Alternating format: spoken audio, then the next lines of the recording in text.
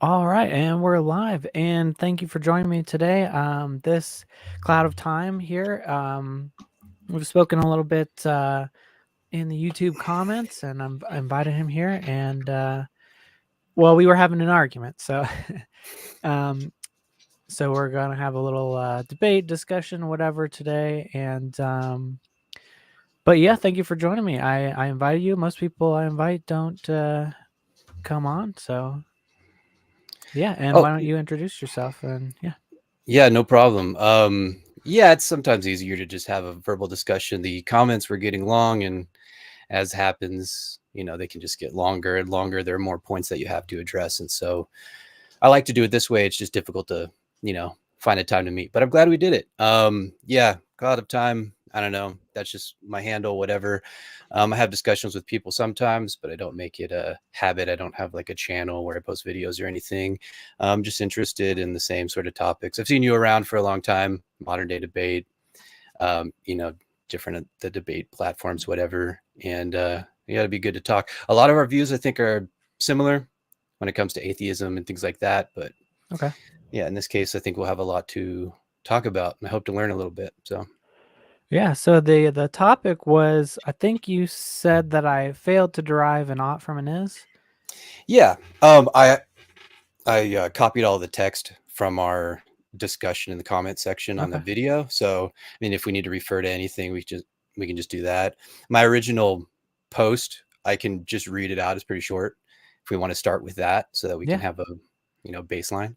Yeah. Um, I said, Snake failed to derive an ought from an is, saying it is correct and then we maximize it, does not substantiate prescriptive obligation.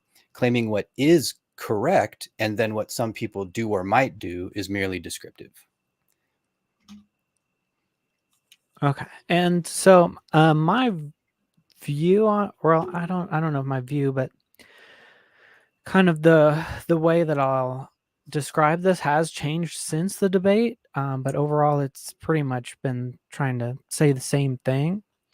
Um so basically, so let me read that again. I do think that maximizing what is correct is part of it, but I don't think that that's relevant in saying what is an ought, or um just getting the deriving an ought from an is. Um so we did talk a little bit about how I think this was this conversation where I said just merely by being able to say what an ought is, you can then say that you can get an ought from an is, because if you can say what it is, then it is something, and therefore whatever fact it is an is statement, and thus you have an ought from an is. I don't know if you want to start there or. Yeah, that's fine. So to me, the way I see that is you're talking about the statement itself and not the actual substance of the oughtness, if we could say it that way, where you're saying an ought is a thing. You're then talking about the ought as a thing, as opposed to like having oughts, or what the state of oughtness itself is, right? So and one thing I want to get into, which I think will maybe express this or show this, is to give examples. So like part of what we got into was if we were to put it into a statement. So when someone says something like, it is the case that X is good, therefore someone ought do Y. Mm-hmm. And the way this is used, and you seem to like usage of language as a resource for how to come to explanations about these things, as you refer to the dictionary definition or an interpretation of it. Um, in that case, when someone is saying something like that, they are not making an equivalence of the is and the ought, or the thing that is good and then an action that somebody engages in to acquire the thing that is good. And so just in that case, in that example, the what you're saying someone like ought do, which is typically how people use ought in as language to refer to the actions of agents. The ought there is an action to acquire the good. So if you're trying to uh, equate the is good thing to the ought, you can't do that because you recognize a distinction there. And then further on the semantics, you're recognizing a distinction by saying an ought as being something different from an is, because you're referring to oughts. What you said was you can derive an ought from an is, and a derivation is when something particular comes from something else. And so to me, it wouldn't make sense that those things could be equivalent. It's just kind of 2 points there. Yeah, and to clarify, I would say, kind of what you were saying, a little paraphrase. It is good, therefore you ought to do it. I would say there's no therefore there. Those are just the same statement. It is good, and you ought to do it are mean the same thing. Well, so And using my example, then you recognize that the thing that you're saying is good is distinct from the action someone takes to acquire the thing that is good, right? yeah. So I mean you acknowledge that those things aren't equivalent. Then they're not identical. The end. I mean, I would call both the action to get the good and the end good. They would both have goodness property, but I think I know what you're saying. Um, What am I mistaking it in some way with when you say that the is good is just the same as saying ought do? Because to me yeah. the action is distinct from the thing itself, or right? So yeah, I think that they are identical statements. They're just using different words. Um, so so it seems like you're defining ought as the action you take to obtain the good. Well, I take it that when people use that type of prescriptive language, that they're referring to actions of agents, and there's just in how we use the language, like the example I gave, right? Just X is good, and if you don't want to use therefore, that's fine. We can just say, as a distinction between propositions, we can just say proposition A, X is good, and proposition B, person A ought do Y. Right? Those are two distinct propositions, and they're saying different things. One's referring to an action, and one's referring to a property of a thing itself. Now you can say like an action itself has a property of goodness if you want to say something like that, but those things aren't equivalent. Like you couldn't just put in the is the case and the ought, because another way to look at this is an ought is something that isn't the case, but maybe it could be. It's a possibility. And the is statement is a fact claim about something that is the case. And so they're distinct in that way too, it seems to me. So, for example, I just always use brushing your teeth. Brushing your teeth is good. I think is exactly equivalent to saying you ought to brush your teeth.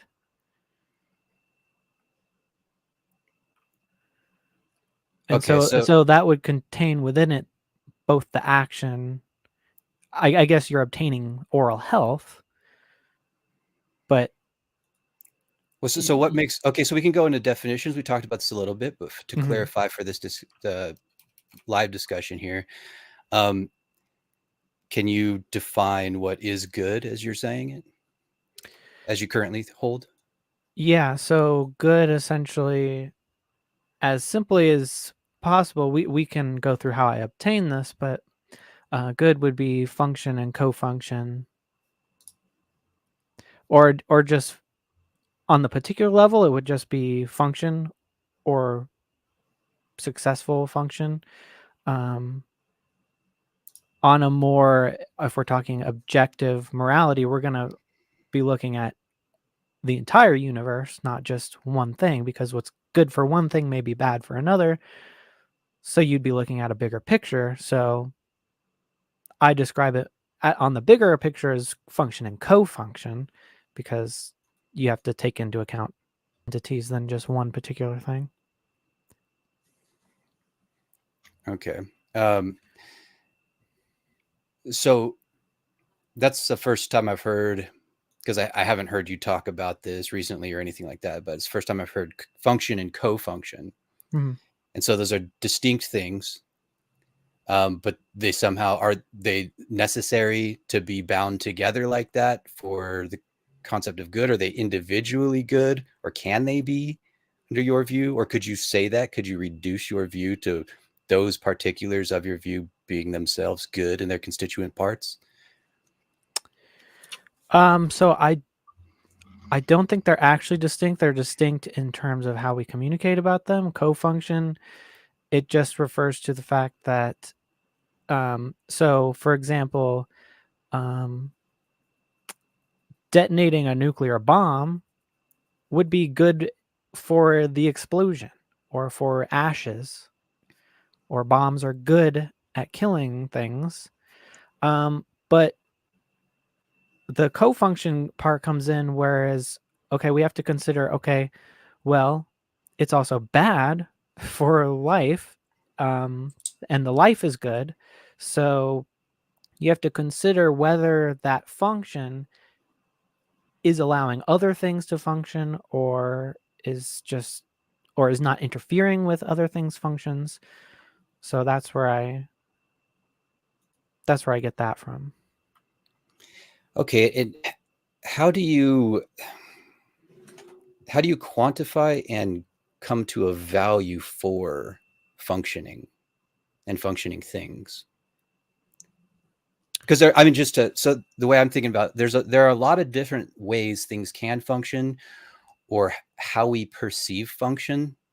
Mm-hmm. There are things that are functioning currently that we can't see, right? And there are things that we can see part of, and the function that we focus on seems to me particular to a utility we have for it in some way, or some ability plus the inability we have to observe whatever that thing may be doing.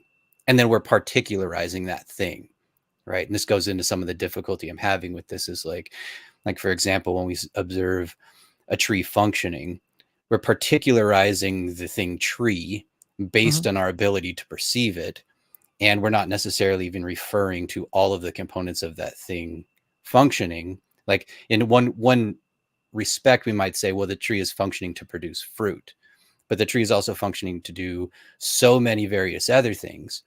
And if the tree doesn't produce fruit, and that's what we want from the tree, there may be ways of getting that tree to function more, or have more functions within itself as a tree, if we choose to particularize it based on our preference of particularization in that way, but then not have it produce fruit.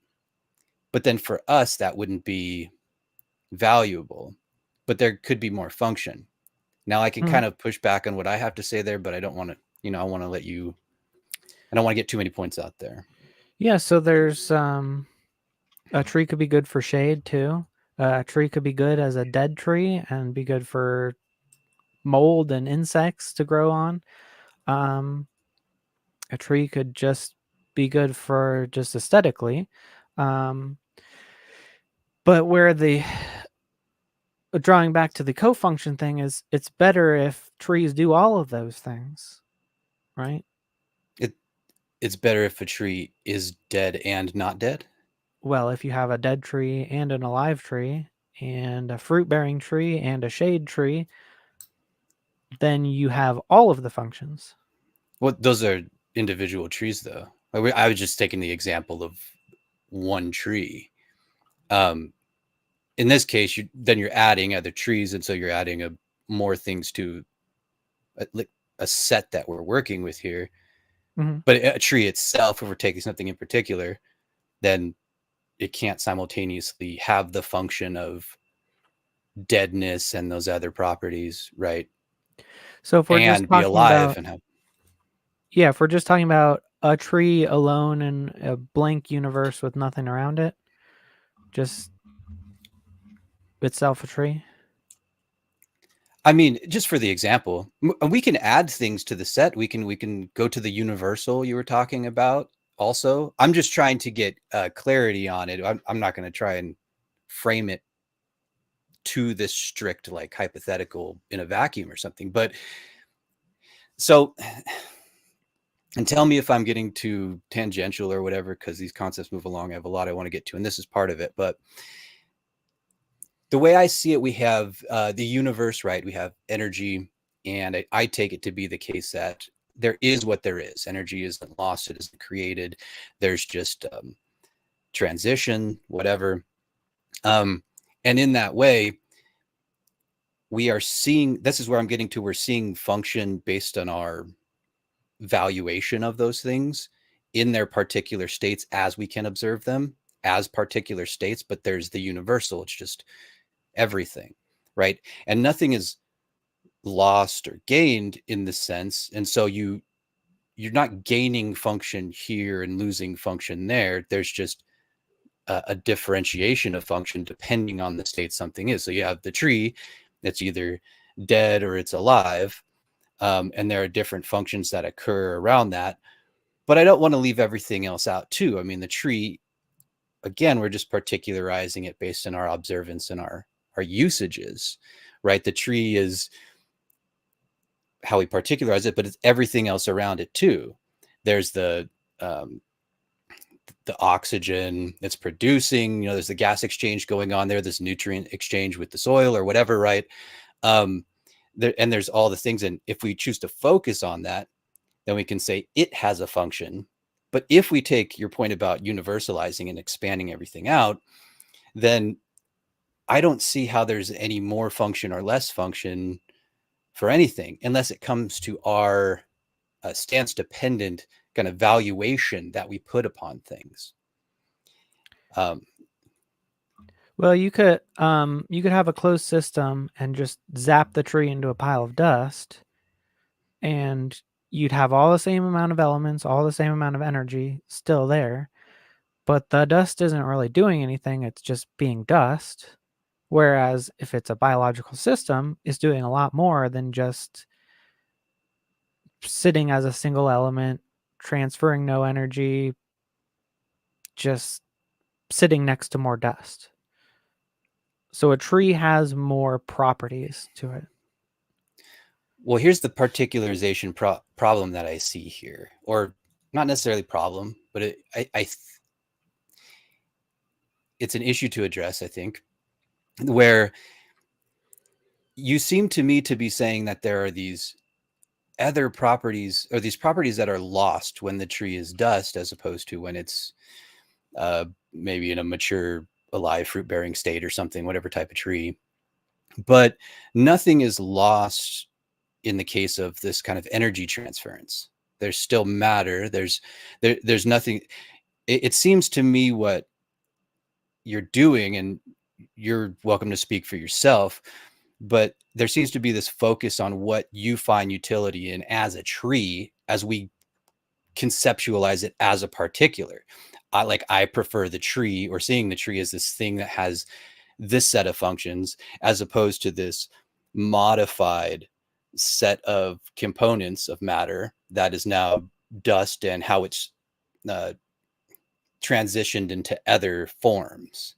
We wouldn't call it a tree anymore. Right now, we change the particularization of the components based on how we view them. Right now, it's dust. It's a different form of matter, but nothing is lost. You brought up an example. Maybe we can go to an example you used in our discussion in the comments section about a city, right? There's a city that's functioning. It's been built. There are people in it, whatever. And then there's the destroyed city that's been hit by a nuclear weapon or something. And you said that the intact city is good and the destroyed city is bad because the intact city is, functioning, it's intact or whatever, and the destroyed city is bad because it's not intact and it's not functioning. But then this gets us to that, how we frame this issue thing. Well, the destroyed city has the properties of destroyedness, right? It has the properties of ruin and rubble and whatever. Mm-hmm. Now it doesn't function in the way that you would like it to, but it has all that matter and energy. and it may have transitioned into some different things that we would particularize in different ways with our words and our descriptions of it. But then that would just be the way that we use language to talk about things in different ways. And if we use the language to talk about those properties and matter and whatever, then it would still all be there, right? It doesn't function in the way that we prefer. And to me, that just comes back to how we evaluate things. And I see that as stance dependent. And that might be where we end up going with this conversation. I don't know what you think, but feel free to respond however to that. Yeah, I mean, consciously, the whole point of my project here is to eliminate preference and bias. I might be failing in that, but I don't think so. So just to let you know, I keep these things in mind when I'm thinking about this. Um, so it's kind of designed to give you the same answer whether you prefer one or not. So I guess a humorous example is like um I don't know, something that used to annoy me a lot was when I was a teenager is the Jonas Brothers. My sister had posters of the Jonas Brothers band, I just hated them for whatever reason. And preferentially, I would like a world without the Jonas Brothers band. But this system that I've devised would tell me that as long as they're not like destroying all the other bands, that the world is better with more bands, whether I like them or not, because they serve a function.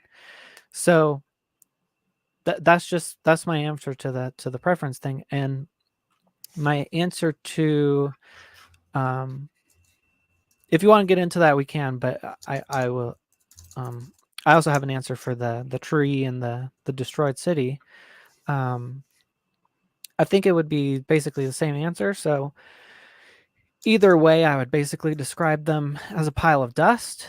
And so, yes, the dust does have a function and it does have properties, but it just doesn't have as many. And so if you just think about the staggering amount of chemical interactions that are happening in just a tree, let alone an entire city, plus the city has social interactions, self-awareness,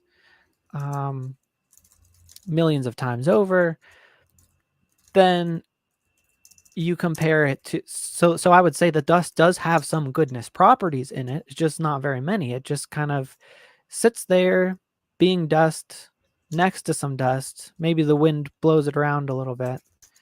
And I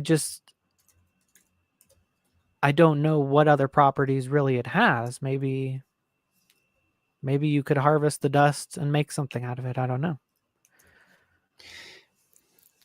Okay. So on the first point about the Jonas Brothers, how dare you? No, the you said the world is better with more bands. And going back to my view that there's energy, there is matter, and there are different states of it depending on the arrangement. I would say that we were in a world where the Jonas Brothers never emerged, and it was some different form or state of arrangement in such that some other set of activities or things took place. It was just a different arrangement of matter, let's say. Now, mm-hmm. I would say from my view, there's nothing lost or gained there. It's a different arrangement of matter. The only thing I see differentiating it is evaluation that's occurring. And that seemed to stem either way from your, what seems to me to be your preference. That there's maybe like a second order preference there where your initial reaction is of repulsion to the Jonas Brothers, but this view that there being more bands would be better, and so you're accepting of it. But I think that framing is still of a preference for bands as a utility they provide in the arrangement of matter according to something that you're putting a value on. And to get to the second point, that there would be more chemical interaction, say, in a tree that is alive rather than as dust. Well, there are a number of things that happen when we turn a tree to dust, right? A lot of it is released as some kind of gas into the atmosphere, whatever, and that goes on. But the idea being, I mean, do you agree with the idea that of like conservation of energy, nothing is lost or gained? Yeah. Yeah, sorry, I Okay. was on mute. Oh, that's all right. I saw the nod, but Yeah. then I realized I left an open space and there's plenty of room for you to talk, so I wanted to wait for you. But so in that way, there are still these other things. There's still as much there. Do you agree with that? There would then just be just as much there. In terms of energy, but there is a point at which, if it is just a tree in the system and it's just destroyed and the energy dissipates evenly, then there's nothing else is ever going to happen. So Okay, well, to that, I guess I could say, if you don't mind me cutting here, I think my question would be, why should we value some arrangement of matter and energy over another? why should we value, or why is it better? Because to me, one's objective and one is subjective. Sure. You can respond to that any way you want. Yeah. So Deal with both of those and then break them down and why you prefer one over the other or whatever. if well, contained within the question is why should we, and that's an ought, and we're kind of discussing what an ought is, and Sure. so or why? to me, the question becomes, why is it good to want good things? Well, then I can grant that, like the first part of that, but then then is contained in with that in the latter part, good things, which is what we're discussing too, right? Mm-hmm. So, and I grant that. I grant what you're saying is that it's contained with should. We can turn that to, like, I say should. I said that intentionally since we're discussing that. As I said in my comments, I attempt to not use prescriptive language. I don't agree with it. I would like to move. I'd be interested in seeing what it would be like to move to a state where we don't use prescriptive language. I think I said I'm an anti-realist, but I'm trying to move away also from saying I am this. But my view is I see things in that way. They seem simpler to me. They seem sufficiently explanatory, and they avoid equivocation problems in language, which we can get to. But on that should, in that statement, we can change that to whatever. It seems to me that any way we talk about this, it seems to come with a framing, because I can say, it seems to me that you prefer that some set of actions be taken over others. Now, within that, I said prefer, but your view is not about preferences as being the key here. It's about like some stance independent fact of goodness of the universe or something. So I don't know exactly how to frame this. From my view, I'm trying to find a way, but whatever it is, you have an inclination, it seems, toward people acting in a certain way that places a value, or that recognizes a value, whatever we get to with values there, for certain functions as opposed to other functions. And I have I haven't I just don't see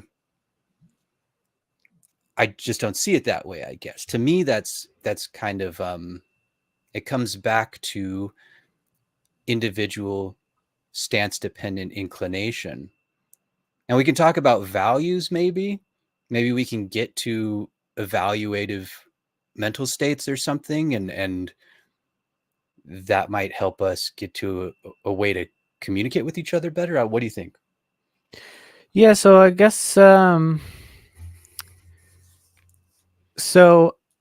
I'm trying to describe a phenomenon, so I'm not trying really. I guess what you should or should not do is prescriptive, but I'm trying to describe things basically, and so you could have the inclination to want evil. You could value evil things, or you could just want destructive things. Let's say that you could want your preference could be to burn the whole world down. Can I And stop you real quick? yeah. Uh, I'm just I'm going to feel a pushback toward you against the use of destructive there, just from what I said about energy, right? Because it would be a maybe destructive of certain conceptualization Mhm. of arrangements of matter, in my view, which you seem to agree with to some extent. So, would you be agreeable to that the use of destruction there is maybe loaded in a way? Um, I would say simplistic. Because I would agree that there are things like creative destruction. So destruction isn't necessarily a bad thing. Destruction in terms of like absolute just like annihilation, I don't think I'm using it that way.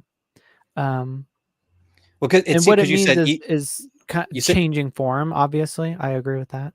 I only said that because you said evil or destructive, and so I Mhm. thought you were uh, kind of equating those two things or using them synonymously in some way. That's Yeah, why I was saying that there. because I'm not saying it normatively. I'm just saying, you know, descriptively that there's if we're talking about destruction, then to me it would be rearrangement.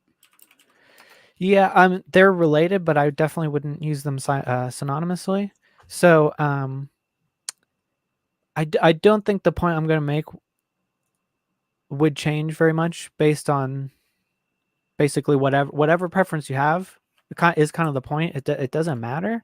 You could want personally, you could want thriving life, or you could want the sun to explode and eliminate the galaxy or the solar system. You could want the whole galaxy to implode. Um, it wouldn't matter because what I'm trying to show is that there's this phenomenon that you can describe, which is things functioning in a way that they allow the most other things to function. And there are ways to increase or maintain that or to decrease that. And it doesn't matter whether you like that or you have mixed feelings about it or you dislike that. That phenomenon can be observed and described and measured independently of whatever preference you have. And I think that the word good accurately describes that phenomenon. But even if it doesn't, that phenomenon still exists, and that's what I'm trying to point to. Okay. Um, I think I'd have to spend some more time thinking about that as far as now. I could see a way in which there is like a variety of functions. Maybe for example, so if we take time out to the alleged future of universal expansion, where everything gets cold and distant, um, heat, death, whatever. Um, I'm imagining a lack of variety of things, and would that be would that be something you're looking at that you're saying it has a this good value is the maybe a variety of functions? I I think that's a good way to look at it. Okay, and that may be the case. My question then would be, um, I lost the thing I had before that. Stupid brain. Um, Now, you said that you're trying to describe this phenomena or a phenomenon, um, or set of phenomena, with using the word good in this way. Now, if I could take it the way I can see it, where just to grant an argument on the way I can see it, is it like a variety of functions. Um, if we're just describing something as a variety of functions or more functions or quantity of qualities, whatever, then why don't, on the semantic topic, why don't we just use that language? Why use the word good? If we took away the normative language, what would be lost? I think people naturally talk like that. But there's just some weird disconnect between applying it to everyday things and then applying it to the moral realm. So like everyone can pretty much agree what it means to say, oh, that's a good clock, that's a good car, a good boat, or it's good to brush your teeth, or he's a good doctor. But when we say like that's a good set of morals, like people start saying, oh, well, that's just your preference. And I think that it applies to, I think the same rules apply. Um, and you could certainly use the more obtuse language, I guess I would say. I think good is just a more parsimonious way to talk about it. So do you think it's parsimonious in that it uses fewer words? Um, I guess so. Because I don't always feel a value for parsimony for the sake of parsimony, right? I mean, there are things that are kind of like, Occam's razor or whatever. I don't like, that's not a law, although people refer to it as though it's such, like it's something that you're in violation of if you don't give a simplest, right? We see theists kind of do this all the time. Oh, God is simple because I can just say God. Well, just because you can use one word, that doesn't make God simple ontologically, right? Or Hmm. even give us a epistemically coherent way to access some concept of God as being simple, whatever. And I kind of see. So I'll just be open and upfront. I'll tell you how it seems to me is that there's this um, uh, linguistic cultural value that people have for the usage of good in what it obtains in actions of people. And one reason why I don't like the parsimony of it, I think, is because it's not accurate in that, as you explained, there are various usages of good. People can talk about, oh, this band is good, or this this um, this carnival ride is really good, or something, right? And that's distinct from morality or other usages. And even within the moral domain itself, people use good in different ways or should in different ways. However, you or I might disagree with the usage. And I feel like use of this normative language, especially like you said, that is commonly used, but in different ways, relatively culturally, it leads to equivocation issues and is not accurate, because just like when someone uses the word God, we don't know what they're referring to specifically. Oh, what God? Are you Muslim? Are you Christian? Are you Catholic? Are you Scientologist? Or and even within like Christianity, which of the many denominations are you? What's your conception of God? And so, to me, it creates a lot of inaccuracy when we have more specific language, descriptive language that we could use to just say, it's there's more function, or even more specifically, there's more of this specific type of function. There's more of this particular kind of function. And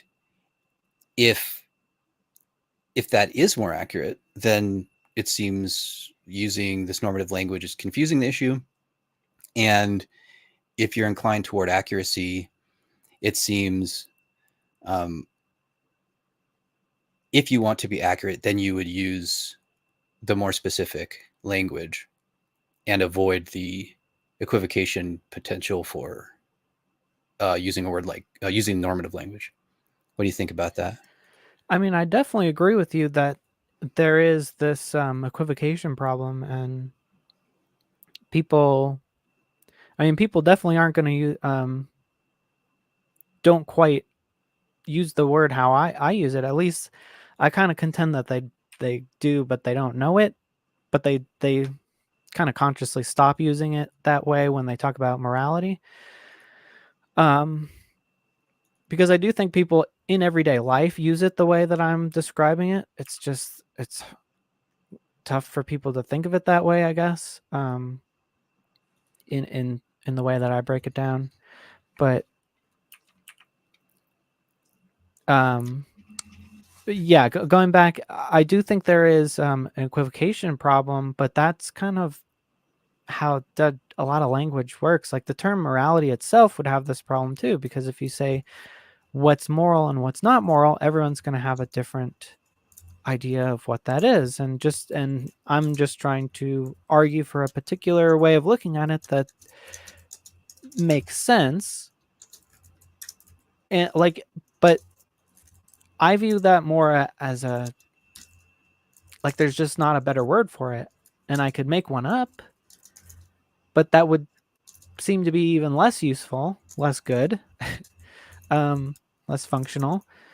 It would be a worse word because then no one would even know, begin to know what I was talking about. They've never even heard the word before. So, um, and it would seem Which like is any controversial word really would, like even the term reality would have the same problem, because some people believe that reality is thought up by a god and some people don't. yeah. So a few things there. I'm glad that we're on the same page. It seems that you see the equivocation issue too, and you say that's just how a lot of language works.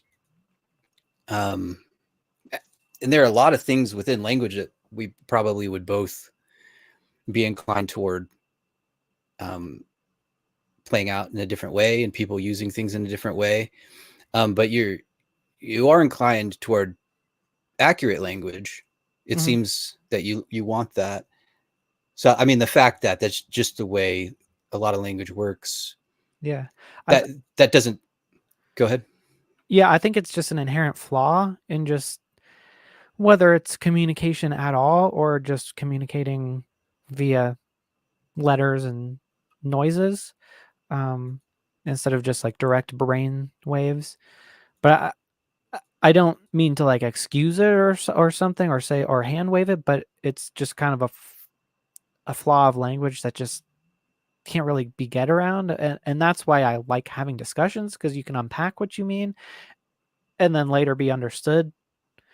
So, But I mean, we take steps to modify language. I mean, mhm, that's what you're doing right now. You know, right? Like you're arguing for a way to use language to describe certain things. Um, and it's not in necessarily a way that people use language currently. And so, in the fact that language is imperfect, um, I think it necessarily, by necessity, must be just because of our epistemic limitations, but and other limitations. But it seems like you do want to move away from that, and so uh, and you said you're not trying to excuse it. So we wouldn't want to say, well, it just we wouldn't want to use that as any sort of reasoning or something. Well, this is just the way it works. I mean, because you're obviously working against that. And I definitely don't propose to just make up a word. because I think we already have language to describe things. Like, for example, in my proposal to move away from normative language, I would just say, I see things as people's preferences. For example, you said you think that people are already using language or already using the word good to refer to this thing. They just don't know it, maybe something like that. And that's interesting because in my experience, anecdotally, whenever I talk to people who aren't into moral philosophy or anything, or thinking about these things further, and I take them down kind of a Socratic process of pushing them back on what they mean when they say something is good and trying to track that back as far as they can. And I may be leading them in some way, unintentionally. It seems to come back to preferences. It's kind of like when you ask somebody, oh, do you really know? When they say, I know that. Oh, do you really know? And then it seems to go from like a weak justification sense to a more of a strong kind of Cartesian justification sense where, well, I'm not certain. I mean, how could I be certain, right? But we use the word no in these kind of like gradations, but there's for this like particular uses, they may be more strong in their confidence language. And I see the same thing with this other axiological process of, where they say that something is good. Well, what do you mean is it's good? And maybe you're right. Maybe there is some property of goodness of the universe or something that I just can't understand, and that they're referring to, and then they don't have any language to describe it or get to it either. And maybe so then they're just, when looking internally, they just get back to this preference thing. Oh, well, I guess I do. It is just that I like it. It is just that I feel a desire or something. But in my engagements, it seems to be what it gets back to. And so it's interesting that we have that distinction there. Well, there is Um, the good is a polysemous word, so it can certainly describe a preference, like this is good food or whatever. And I'm not claiming to say that you could like objectively say like this flavor is like a more like ontologically good flavor. But there is also the other usage of good, which is like if someone says, well, my son is really good at baseball, and it's like, okay, well, what do you mean? Well, he basically, what if you unpack it like the Socratic way that you were talking about, it means that he can functionally succeed at that game. So when someone says that it seems to me that they are using the term in this way that I'm describing, because I'm not saying like you should use the word like this. I'm trying to describe how the word is used. And the thing that I think is controversial about it is that I'm saying the word can be used the same when we're talking about morality.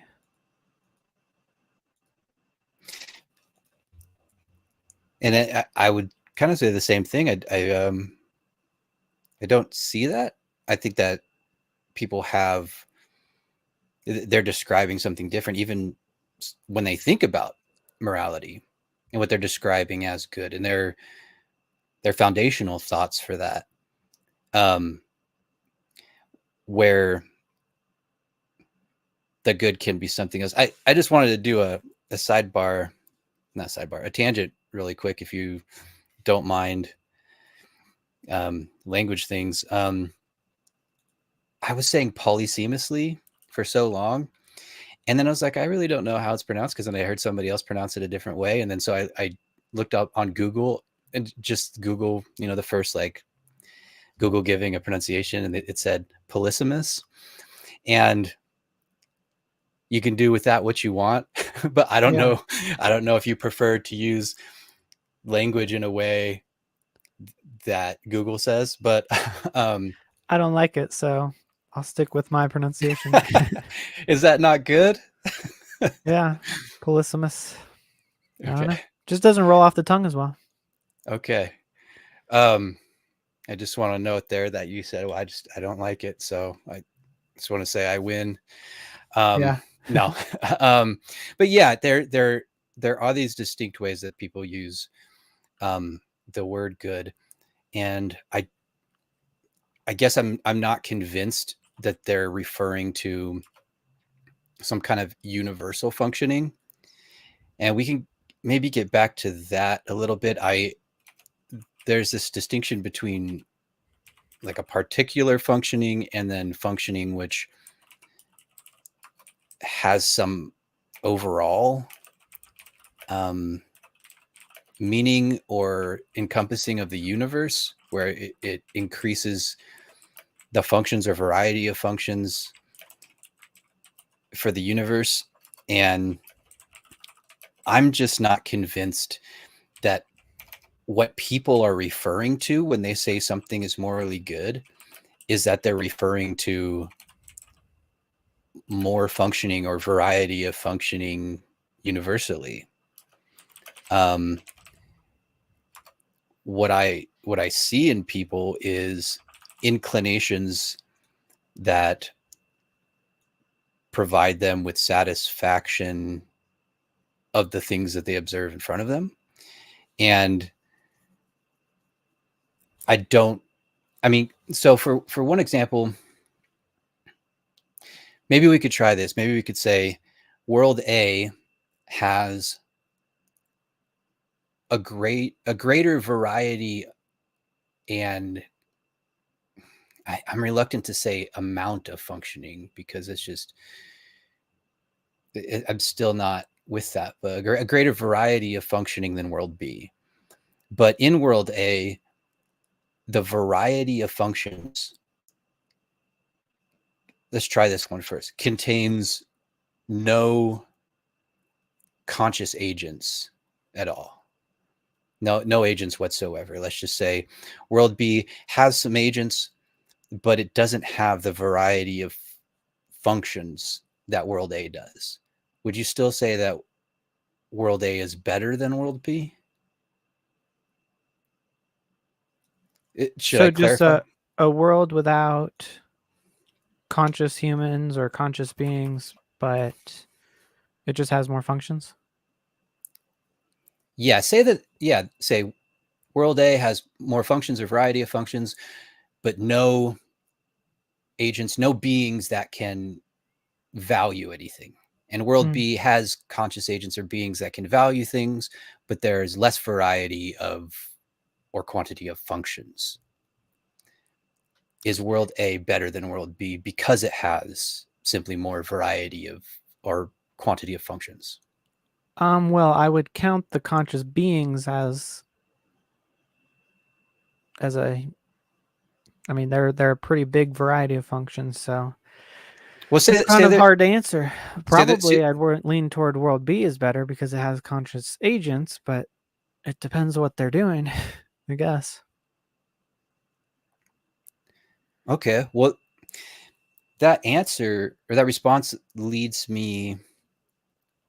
me the the intuition that it's not the variety or quantity of functioning that makes something better on your view. If it doesn't seem consistent with the what you expressed before, if I'm hearing you correctly.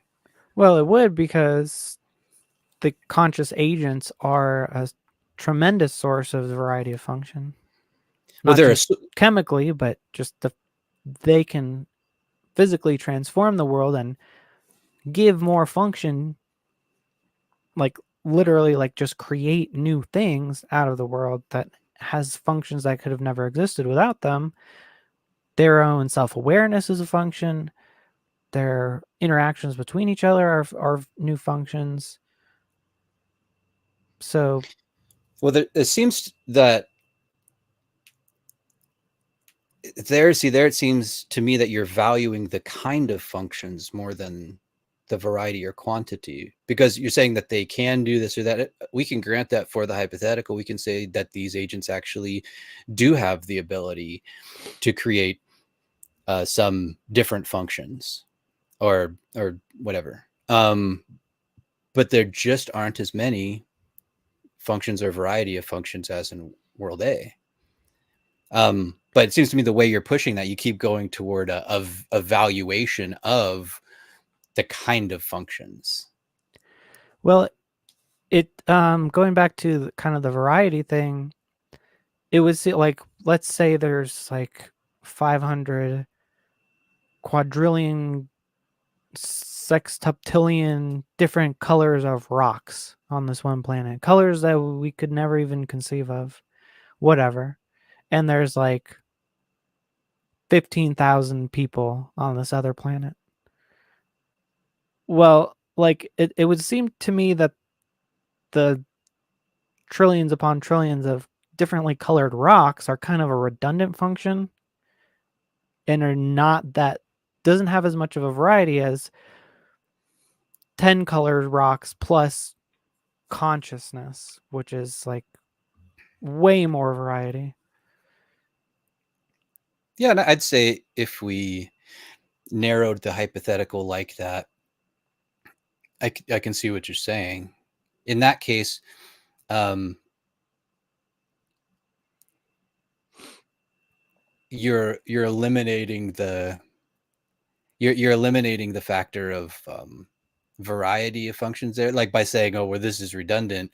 It seems like you're saying, well, there isn't actually a variety of functions. They're like the same function essentially because they're redundant. Yeah, I mean, I would say maybe like it's just like such a small magnitude of variety, I guess. And if we get back to it, it feels to me like that's the disanalogous. It feels like it loses the thing that my analogy was attempting to um, demonstrate. Um, but then, I mean, we can leave that as is. I keep getting, I keep feeling this movement toward the idea of variety, or even quantity of function, if we could say that. Um, and why I just keep moving toward like why use the word good again. I mean, I know we kind of went over that already, and I don't want to belabor a point or circle around anything, but I'm still not. I still just think there's a way to say this is what it is, um, and using the word good is confusing, especially if you have to then explain. Because if you're Mm-hmm. using that like a definition of good that is just at least not in common usage, would you feel compelled if you say something is good to someone and you're like convinced that they don't have the definition in their mind that you have in yours? Wouldn't you feel compelled to say, oh, but let me clarify what I mean by good? I And might. then that and then And that and that comes up a lot. Like people, I mean,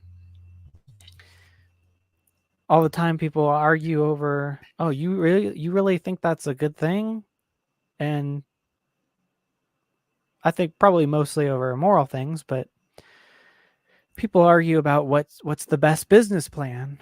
Um, and maybe one person is thinking of like, well, it's going to bring in the most money. That's the best business plan. Or versus like, oh, this other business plan is the one where us, I guess us as the owners or whatever, just arbitrarily us and our employees are going to have the most fun.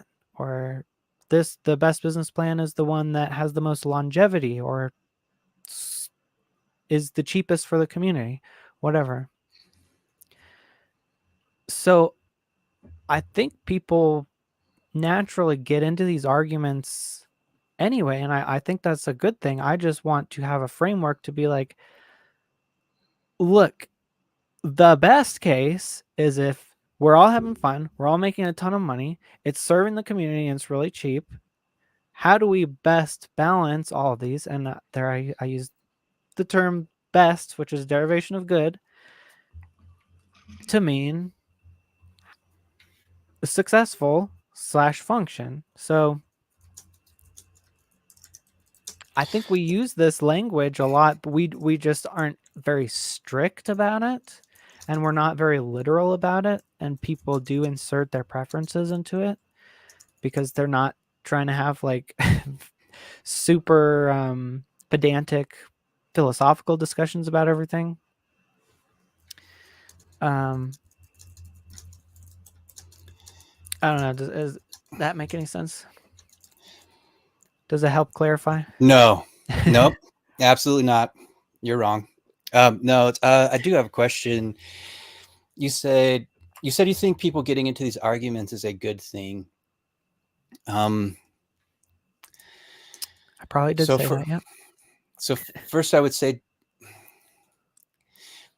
do you also think it would be a good thing if people didn't get into these arguments because they already agreed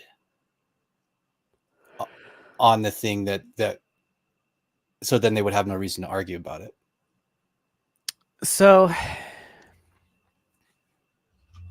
like to in my mind, that goes to kind of the extreme of like we already all know everything, and we don't have anything else to learn or to tell each other. What could you? It could Or do just you mean be, something a little more limited, like but just the about this numbers topic. exist? We've already run the numbers. There's nothing to argue about. Yeah, just about this topic. I mean, because we were just talking about a specific topic, but Like it, so, it so the it's not that everyone's kind of like ascended beings with perfect knowledge. It's just like they're argue, like whether it's just a given question that kind of has a settled answer. Would it be better if people argued about it versus just didn't even have a discussion, just took it as fact and just moved on? yeah, like I mean, it could be a seemingly mundane thing, like Like, what about flat Earth? that's getting close. I mean, I don't know if that community is growing or declining. It'd be interesting to see if there were access to the numbers on that throughout human history, um,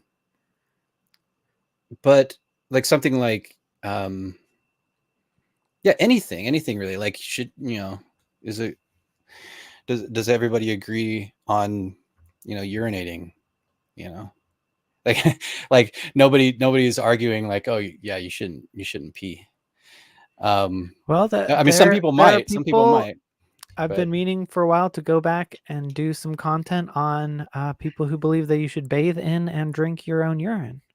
yeah, there is that. Um, People have different uses for their excrement and or their excretions. But I yeah, but we just use it as an example, right?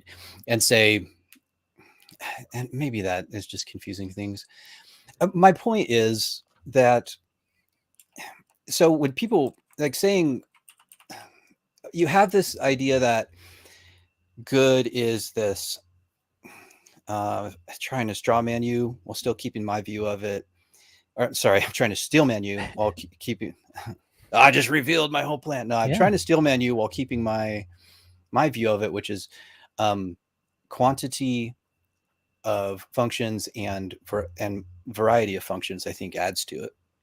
Um, but the arguments, if people say it's just somebody arguing about people arguing about anything, saying it's a good thing, is then not making room for some potential other functions.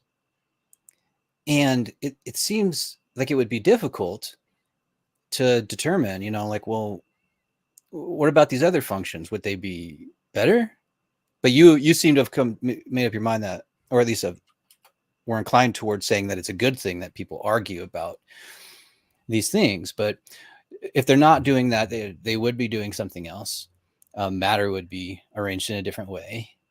And what makes Yeah, you? well, originally what I'm was basically meaning by it would be a good thing for people to argue is that it seems like if you would come to a better plan with everyone's.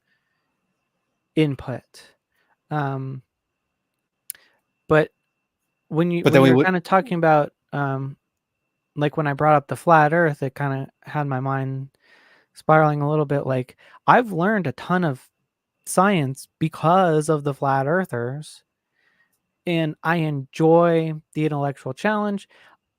So there's that good, there's those goodness properties. There's also the properties of it's spreading misinformation. It's potentially um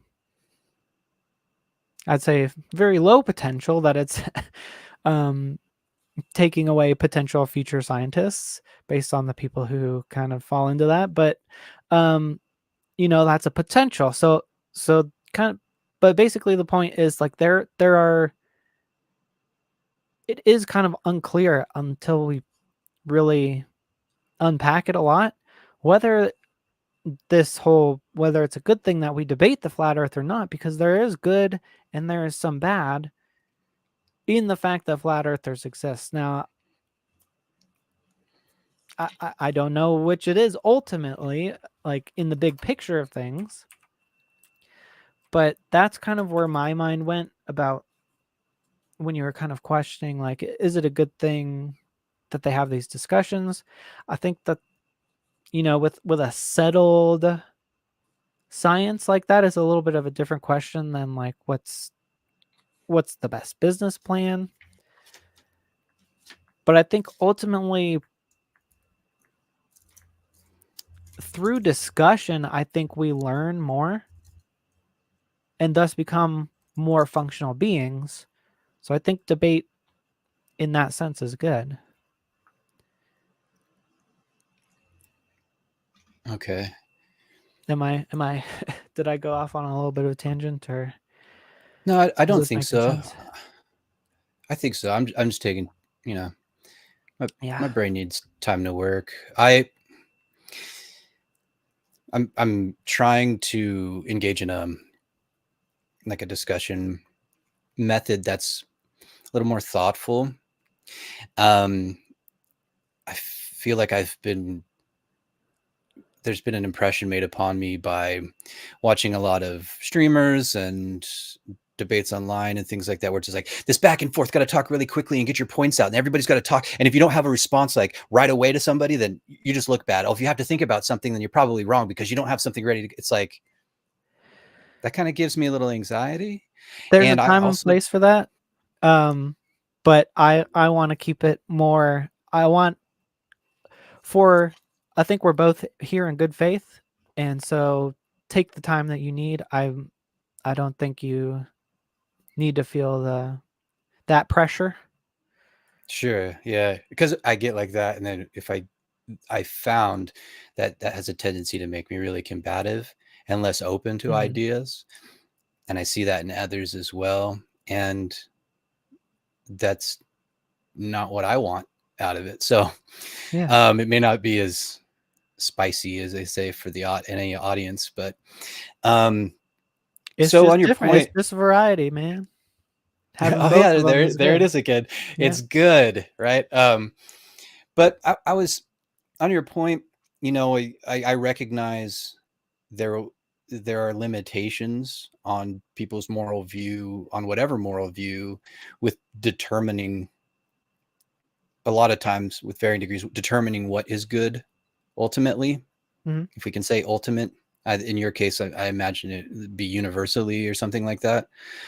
um, but like in access to that, inability to access that would not necessarily mean that it doesn't exist or it's not ontologically real or something. So I recognize that. um, it is, it does bring up a difficulty for me though with uh, placing value on the view, being compelled to accept it or assent to it.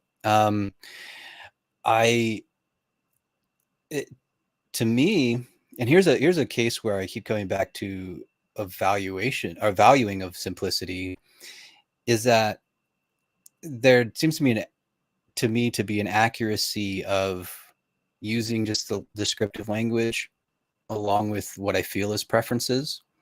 for a thing to just say, well, to and even to describe how people move. I mean, I see people as functions of matter, um, particularized in a certain sort of arrangement and directionality. Sometimes there's cognitive dissonance, and one brain can have various simultaneously contradictory motivations. But um, it seems to me that the attraction and repulsion notion explains values, like what people feel value for. It reduces contradiction in language, in that um, we can just say what we as individuals feel a value for, even if we're wrong in some sense, right? Like we have a narrative about why we are attracted to a certain thing or whatever. Um, you know, per the testing on influences, like environmental influences that seem to be causes for people's choices, as opposed to the narrative they provide of themselves, within their own minds. They're going to choose this thing over that thing, they think, because of something that happened earlier in the day, but consistently it shows it's something they put environmentally in the room or whatever. And I think it's just, it to me, it seems to get to greater accuracy, which I'm attracted to. And it's simple. It doesn't posit something that seems inaccessible. And like I said, it avoids the contradiction. I like to, or an equivocation.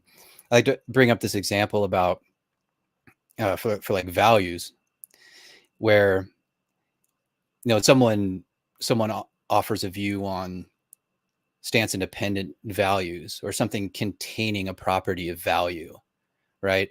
That it has goodness, or it has um, whatever sort of value is like contained within the thing. I don't know what that could even be.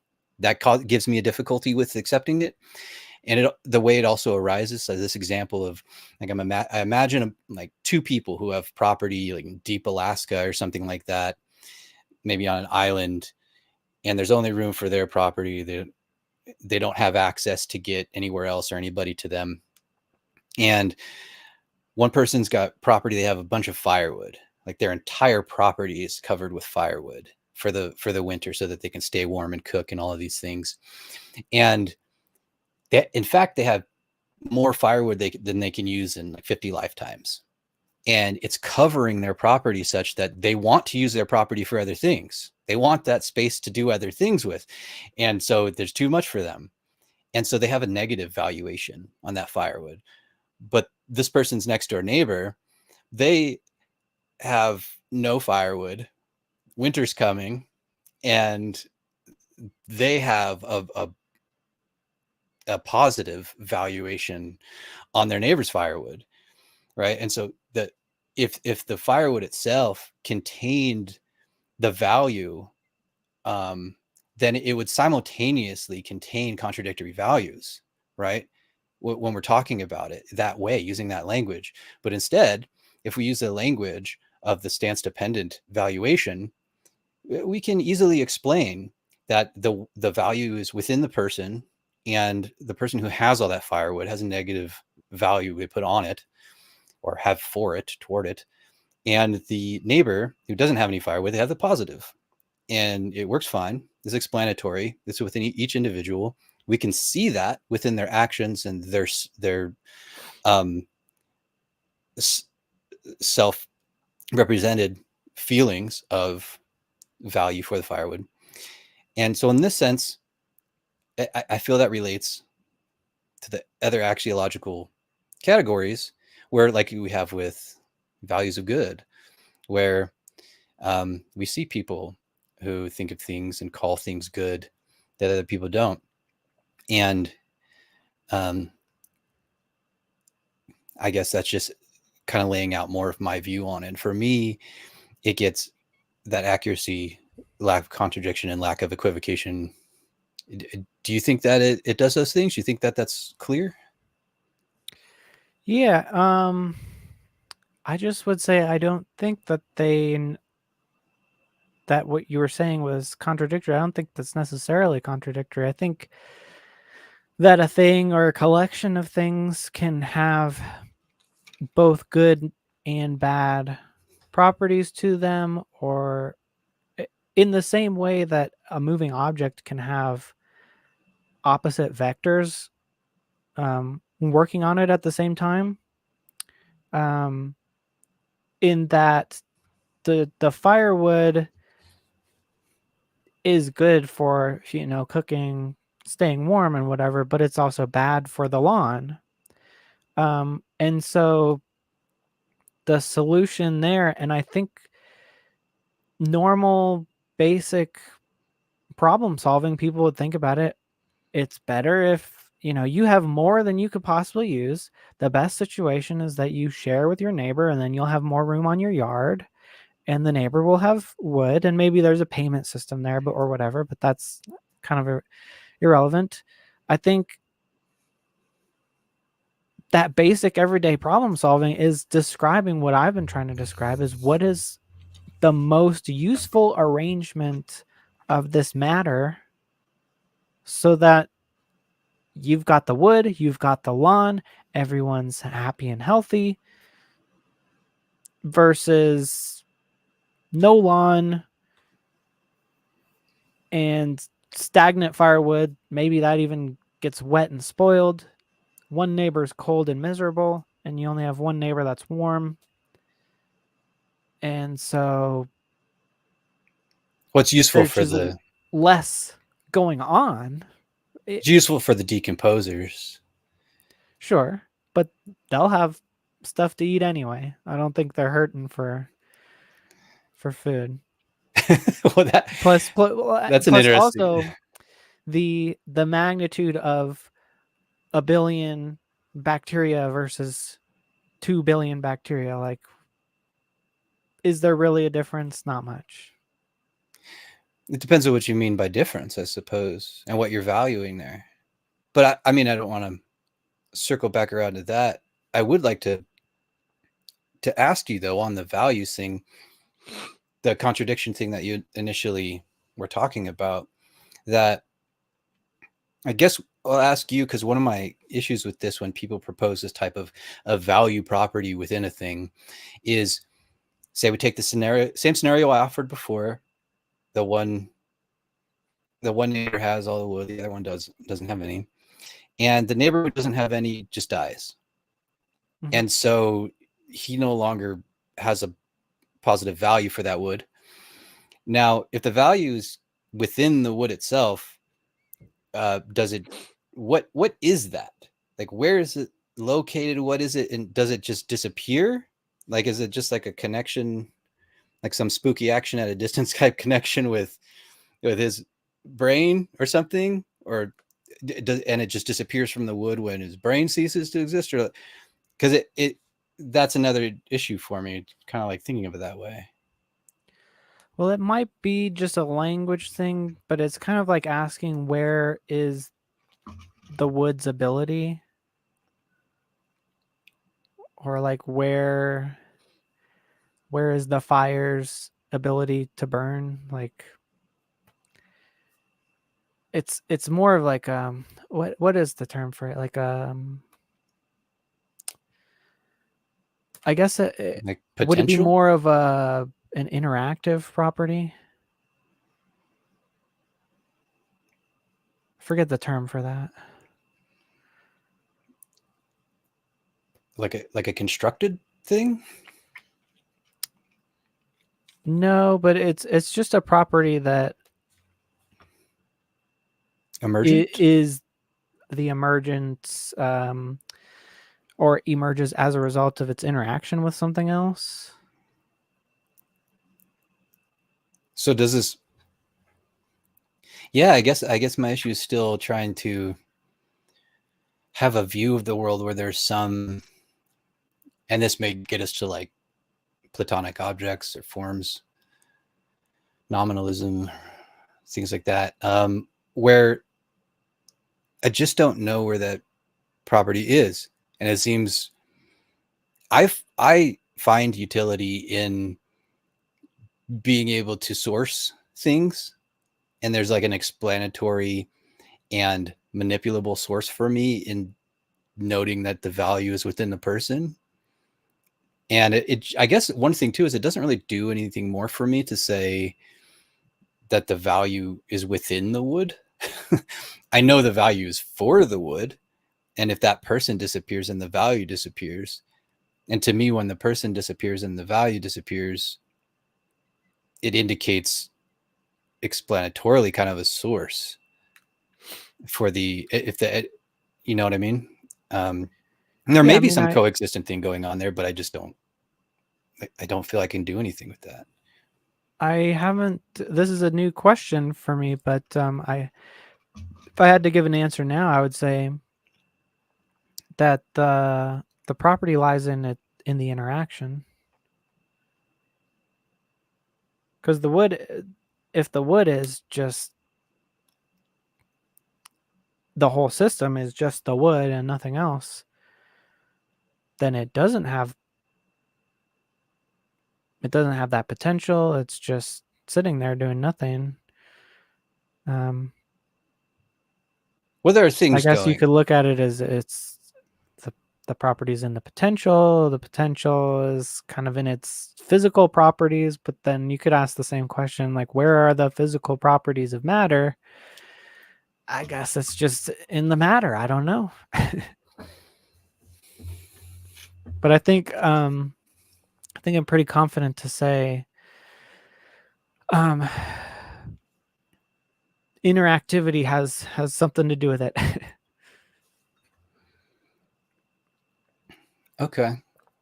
I, yeah, I don't know where values value exists within interactivity, but I can see that,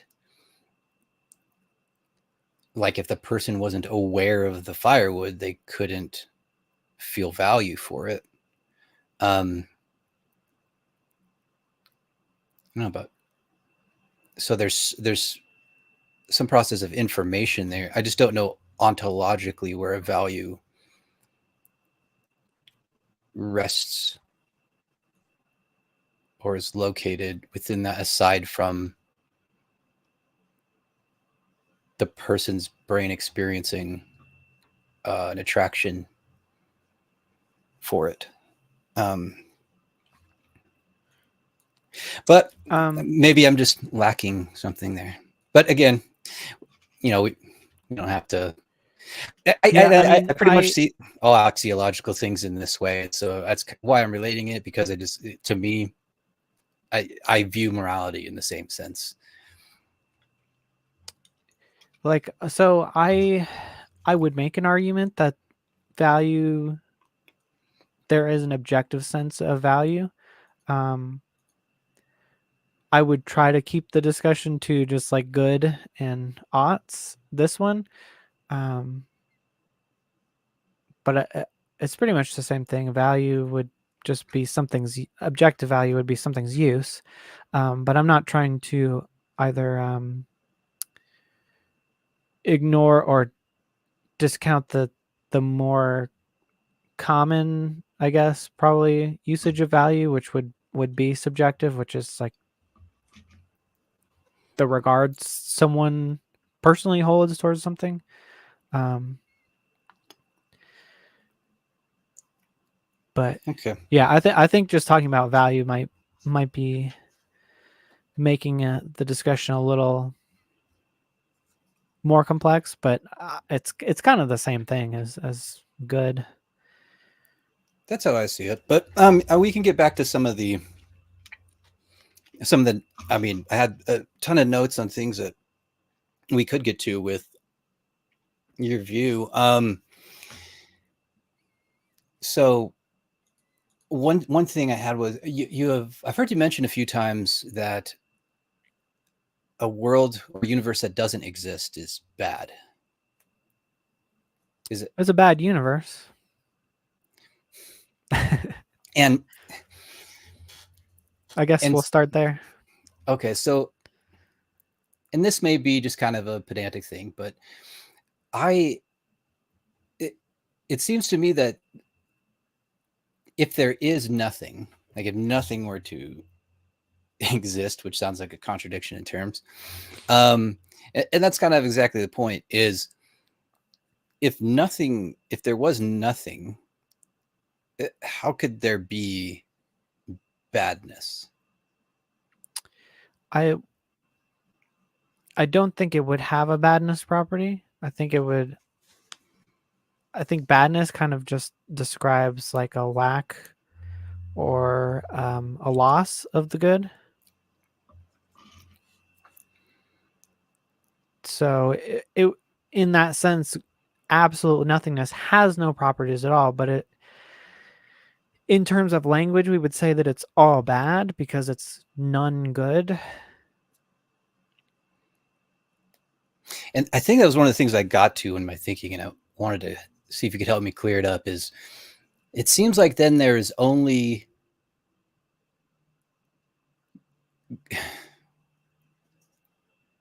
I'm seeing it as like only good and better and worse. Um, I guess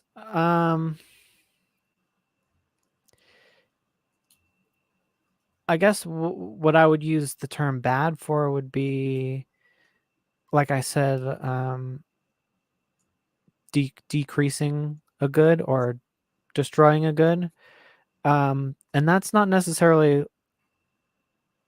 like a universally bad thing. So, like, if I squash a cockroach, that's bad for the cockroach. It's probably good to not have cockroaches around, though. So it's kind of, if you want to get spiritual, it's all mixed up. That good, you can't have all good. That would just be all.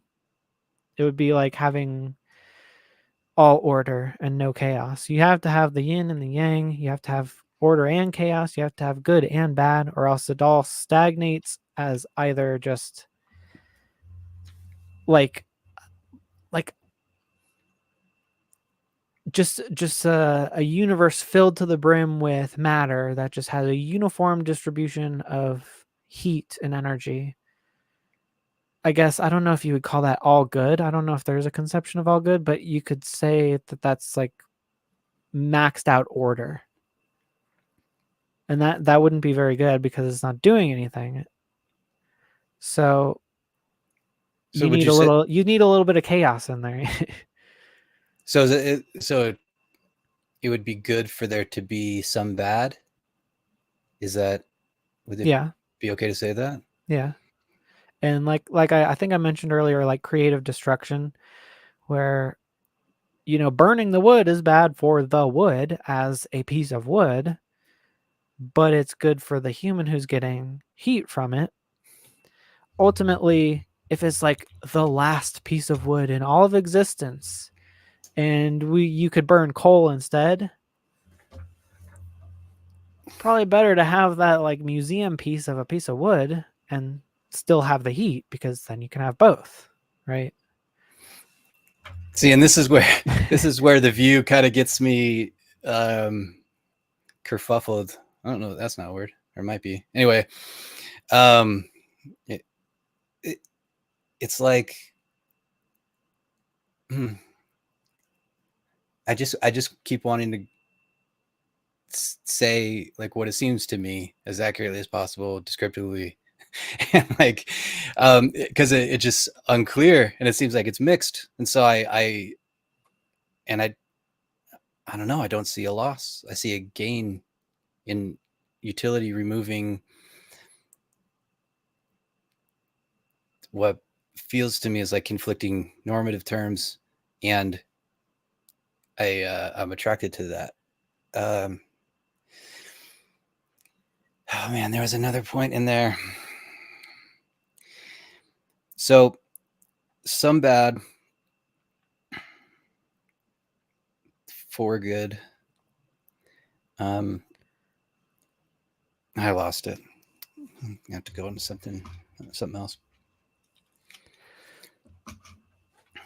Well, did you want to stick on like what would be the definition of bad, or were you trying to move towards something with that? Um, Maybe that helps jog your train of thought. I mean, it started with this world which doesn't exist, and um, the badness thing. Because it's just another interesting way of people using language that I find to be confusing, but I understand like what they're referring to. It's like when someone says someone would be better off dead. Oh, I'd be better off dead, you know. Mm-hmm. And it seems clear to other people, but that seems like a confusion to me. I don't see how something could be. I don't see how dead or lack of existence is even on the same scale, is even on the same line as uh, like valuations of things in existence. Um, like if you say something is better than something else, it seems like the then other thing you're referring to must exist necessarily for there to be an evaluative comparison. And that's kind of where I was going with it, but I didn't have that thought fleshed out enough to your view that I could do much more with it. But if that explains anything, then um, I guess it does. But I was gonna ask. Oh, there it was. So weird how that happens. Yeah. It's like more of a feeling. I can't even grasp the words. Um,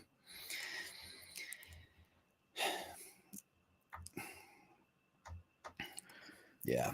Oh. Well, as soon as we get It's like Neuralink in all of us, when you have a we'll just be able sneeze, to share you know, thoughts. I know. Yeah, I and the had one of sneeze those comes and today. it keeps coming back, and then you can't get it. Yeah. Anyway, yeah, I don't want to be boring here. We can try to move to something else. Well, Um, in terms of like better off dead, I mean, I view it as mostly an exaggeration or a taunt towards someone else in most usage. But if we're some people do mean it literally, and if we're taking it for granted that you know that statement would be true, I think the way I would see it is like, oh, I'm such a burden to my family. I'm always screwing up, or, I've ruined my family. Everyone I have a relationship with ends up, depressed, losing money, whatever. I'm just better off dead. Even if they're not right about that, because I wouldn't condone thinking or feeling that way or concluding that way. But I think the sentiment behind someone seriously saying that is along the lines of the way I'm trying to describe is, well, the universe would be more functional without me in it. Everyone would have more successful lives. Their relationships would be better. They'd be, yeah, I mean, is this making sense? I don't mean to not to me. No, belay no, the point. no, it's fine. Um, to me, then it wouldn't be more functional if I'm taking things you said previously, because then they wouldn't be in it. And with much magnitude as you put upon conscious beings existing, with their lack of existence, then there would be that loss of function as you particularize it, and then so they wouldn't be referring to that thing, but they might be mistakenly referring to particular functions or something like that. But then this is Yeah. where there's kind of a disconnect for me between the particular functions and the universal functions. But again, it may just be their inability to access it accurately or something. But to be specific, you don't have the context. The way that better off dead point came up, it wasn't specifically the conversation I was having with the person for like 3 months on Reddit. It wasn't that like other people would be better off. It was that they would be better off. So like, for example, if someone's suffering immensely and they said, I would be better off dead, or someone said of them like, oh, those people suffering, they would be better off dead, something like that. And so it's kind of a pedantic point, but it's about how language functions and the concepts within them. And if those people, to me, it couldn't be the case that they would be better in non-existence, because betterness is contingent upon existence to occur. And like you said, with the Mm, universe that doesn't exist, if there's nothingness, then it doesn't contain badness, because there's nothing to contain it or even have an interactive property potential for it, right? It's and I don't, we use this word nothingness. I don't even know that it's coherent, because there sure, are yeah, things. yeah, But yeah, so that was the context of that, in that, to me, this concept of nothingness or non-existence doesn't fall on a line of evaluative properties. It's irrelevant to it.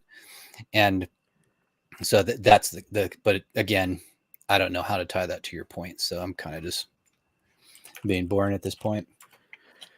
yeah. So I mean, I guess I'll just run you through what went through my head, which is so there may be a case where the world is better off with a certain person not in it, right? So I mean, the easy case is like tyrants, mass murderers, killers. I would say we could probably all agree that there are certain people like that better off not here. Um, the I mean, I don't, suffering, what's that? like, I couldn't agree with that from my view. 'Cause I don't, From your view or from your understanding of my view? from my view, because you Okay. said we could all agree, and I would just have to say, just to Okay. throw that out there, that I couldn't Well, agree. we can talk about that. I know people would disagree. Um, Not that I act in a way to support those kinds of people, but yeah. yeah, just from No. I think the most anti-realism. people would probably agree. um, I think you're right.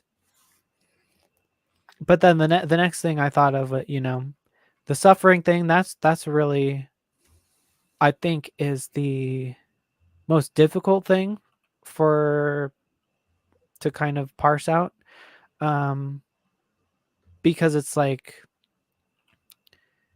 you're still alive, you're still doing stuff, so technically that's better than not doing anything at all. Um, but I would say there's a lot of lost potential there, so that might balance things out. That's a whole other discussion. Whether lost or destroyed potential is worse than non-existence at all. Um, and then, but to go back to better off dead, you, even if we're gonna grant that the non-existence is better for the world, it's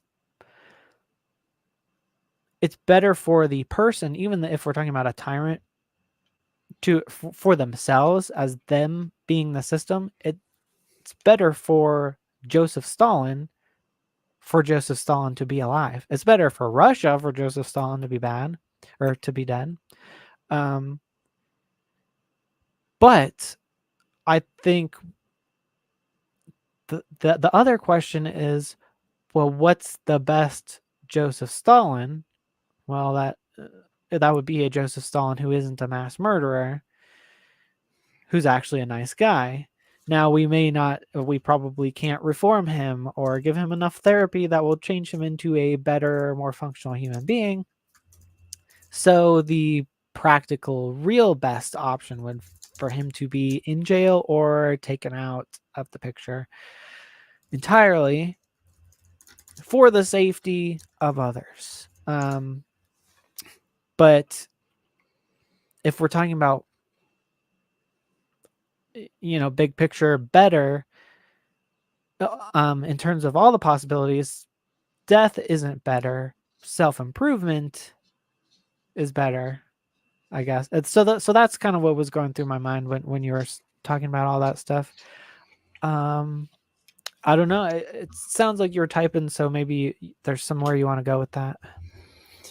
Yeah, I mean, first of all, I see from your view what you're saying about like the world being better under that system, um, if these people didn't exist or whatever.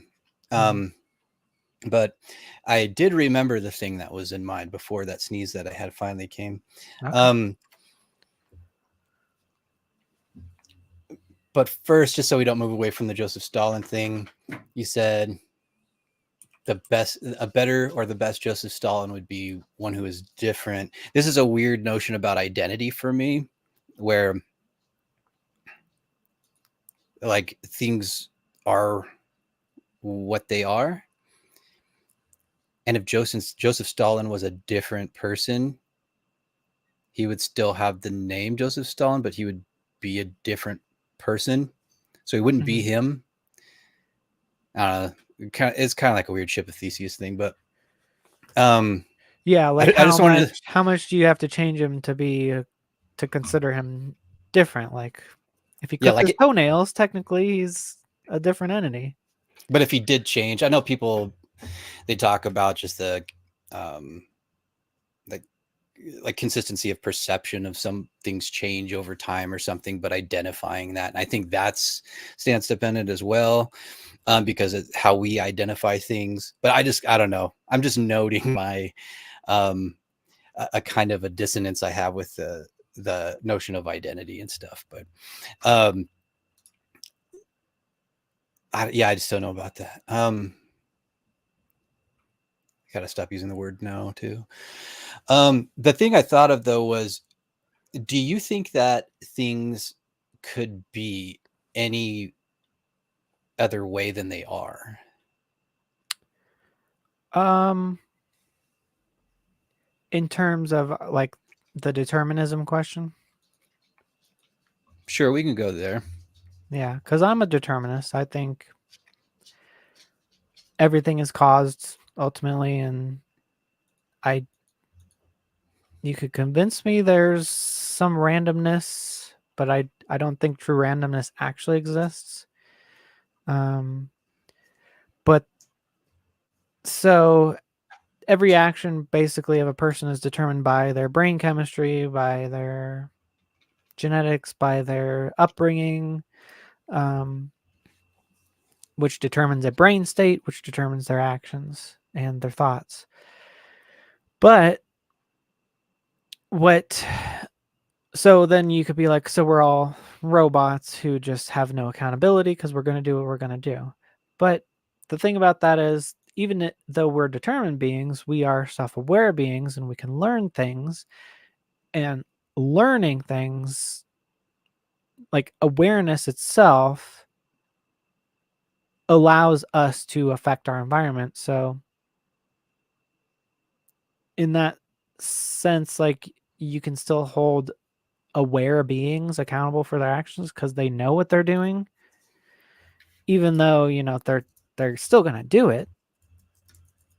But you can teach people new things, and that will have different outcomes than if they didn't know those things. So awareness, again, if you want to get spiritual, I think there's a lot of spirituality in just the concept of awareness itself. I guess that's kind of what meditation's about. Um, that's what I think makes us special as conscious beings, is the ability to like reflect on things and not just simply be actors, is we can actually understand what we're doing, even though a lot of people don't understand what they're doing. They're not very self-aware. I think that um, it's a special thing that now I'm talking about personal values, but um, that we can come to kind of have that cool connection with the universe. Okay. You you keep saying if you want to get spiritual or say something like spiritual. Yeah. I have no problem with it.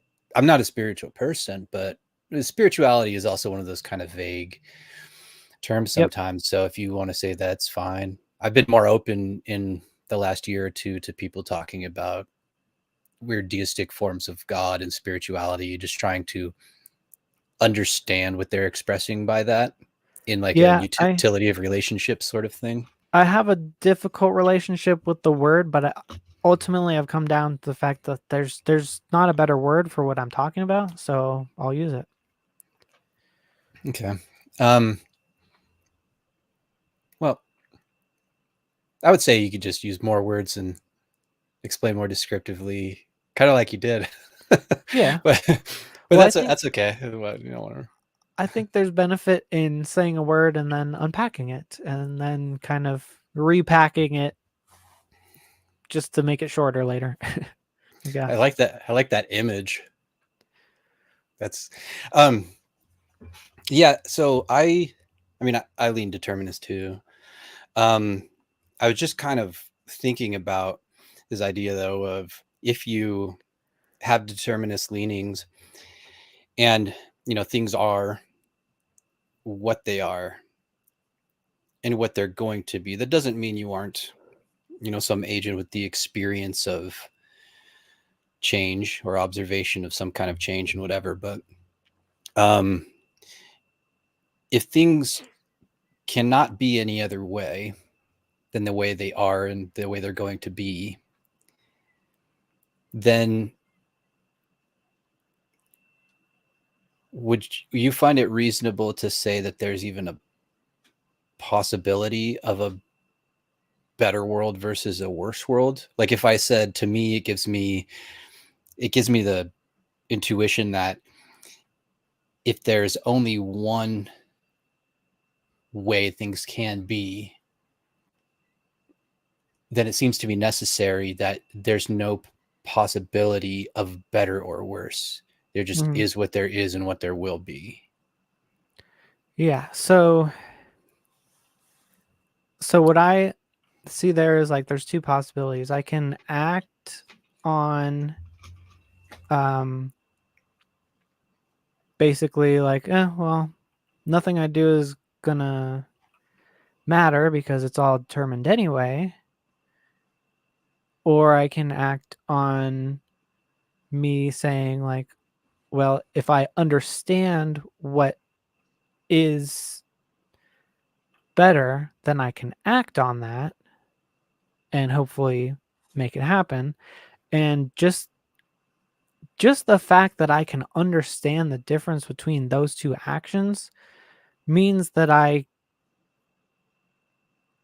can choose the other one. And even though my choice would be determined, just the fact that I can understand the different outcomes means that there is this new option of the choice outcome versus just if I had no understanding of the topic, I would make a different choice. Or I mean I wouldn't I might you might say I wouldn't choose at all. I would just like keep on going about my day like an animal or whatever. Whereas just the fact that I know that there is this other possibility makes it a possibility. So it seems like you have some intuition of a principle of alternative possibilities there. Not I guess not in the libertarian free will sense because I'm still seeing it as deterministic. It's just hard to talk about things because we have this language built up around choice and possible and like because if it is all determined there is only one possibility, there's only one potential, but our brains model what we call possibilities. So I mean that's kind of what a mind is, maybe you could say, is a potential world modeler of some kind. I don't know. Well, I want to think about this more. Okay.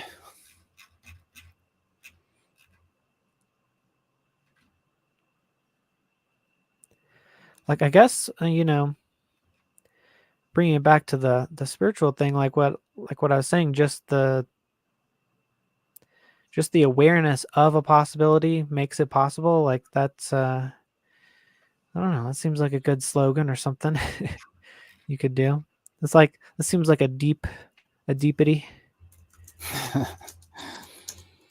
um, what are your thoughts on obligation?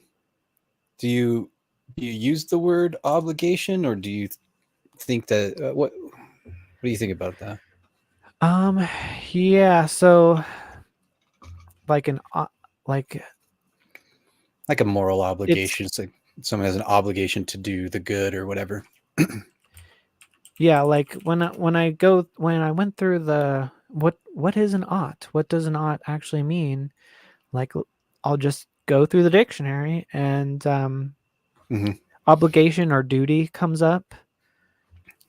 Um, Yeah, I go through this kind of circle where I'm trying to look for trying to look for anything on oughts and duty and obligation, and I'll find if I'm using dictionaries, I'll get this circle of obligation yeah, refers to duty or obligation. Duty refers to obligation, or or oughts, or some type of modal like ontic, deontic term or something, and then they just kind of refer to each other. And this is why we have to go, like, seems like, we have to delve into the philosophy, and even then it gets a little weird, so I'm kind of reluctant to go with just dictionaries. yeah. So I mean, I would say obligation and duty are synonyms, basically. Would you agree? That seems to me to be what people are saying about Okay. them. Yeah. I have difficulty with it. I don't know what it is, like, ontologically. Again, it's like the value property thing. But Well, yeah. yeah, Like if you ask yourself, well, what is a duty? Like, is it just you expect me to do it, or is there some like I visualize like like an energy flow like that is bestowing me with this impetus to do whatever the duty is. It's like, but that doesn't exist. Like there's no magic spell that holds me to this duty. So is it just like a subjective like expectation? Is it like if I promise to do something, do I have a duty? Like right, like you have like so a, because it doesn't seem like there's this binding principle that people yeah. refer to, and like that Yeah, I can binding. make something of that conceptually when it comes to like a legal obligation, because there's force, and it's like you're just saying, Uh, well, legal obligation just seems to me to mean there is this law such that there is an individual or group with sufficient superior power over you, such that if you do not act in accordance with whatever they say, there will be some action that is taken against you in response. And when people use like obligation to talk about morality, I don't I don't see what that is. But this again is kind of an equivocation thing that I have an issue with when people use obligation, and they seem to interchangeably go between like legal and moral obligation. And this is one of the things obviously we both experienced theists bring up, right? When they're like, oh, well, without a God, you have no moral lawgiver. And so, I think, mhm, and that's the way partly they're seeing it, because they have this intuition toward, well, obligation means there's some, big bully who's going to, you know, exact their power upon you if uh-huh. you don't follow suit. And so I don't know what this binding could be that people are referring to. So to make a long story short and maybe skip a couple steps, I basically came to the conclusion that you're like a moral obligation is that you're bound by logic or truth. So in the same sense that you're bound by 2 plus 2 equals 4 to give the answer 4, like whatever binds, like you have a logical obligation to conclude 4. Now you can just say 5, but you're wrong and you failed the obligation of truth. See, and I feel like I can understand from your view where you're just like, well, an ought just is and is. It's Yeah. that just like, and then to me, I'm seeing it as, well, then things would just be the way they are. But someone can act not in accordance with logic, right? Mm-hmm. But we could But say descriptively that there's some logic to the description of their actions, but that would be kind of a different statement yeah. from a different perspective, right? So, but And then then I would just add, based on your understanding of truth or reality, what your actions are going to be are influenced by that, let's say. sure, I think, yeah, I can't disagree with that. Um, they will be influenced, but this disconnect between people who talk about oughts or not oughts, where it seems like there's some other binding principle they're intuiting, where, because obviously they accept that the binding doesn't force them to act a certain way, because otherwise Mm-hmm. there would be no, we wouldn't even have the perception of anything to refer to as an ought, because people would just act in accordance with whatever that is all the time. So yeah, I'm still not clear, and I but I feel sympathetic to like the way you have come to your view, because you obviously have the same similar difficulty to me with when people talk about oughts in these strange kind of ways, or that strange to me. Yeah. So like when I just use dictionaries so that I can just be like, I'm not just making this up and just defining words how I want to insert them where I want. So what I'm seeing is constraint, like for bound or bind would be constraint or restrict.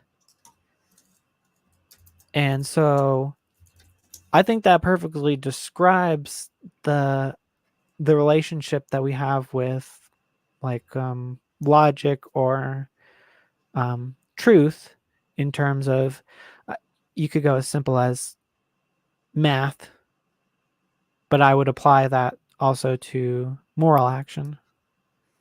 That there you're not physically restricted, but you are restricted in terms of what is correct.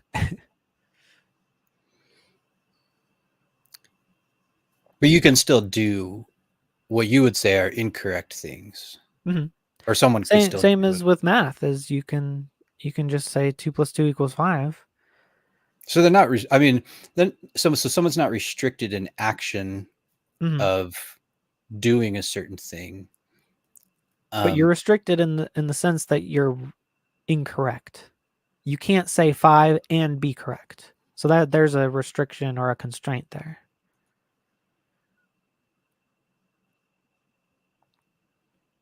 hmm.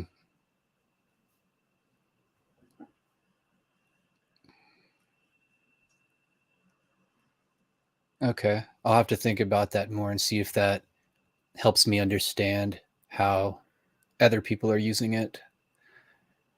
Um, I mean, all I take that to mean is that um, with like moral binding is that someone has a conception of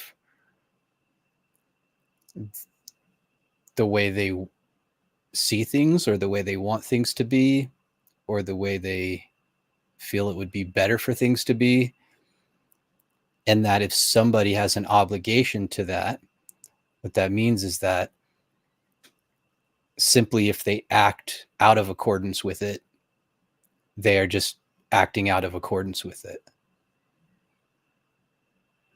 That's kind of how it hits my mind, but I'll have to consider that more.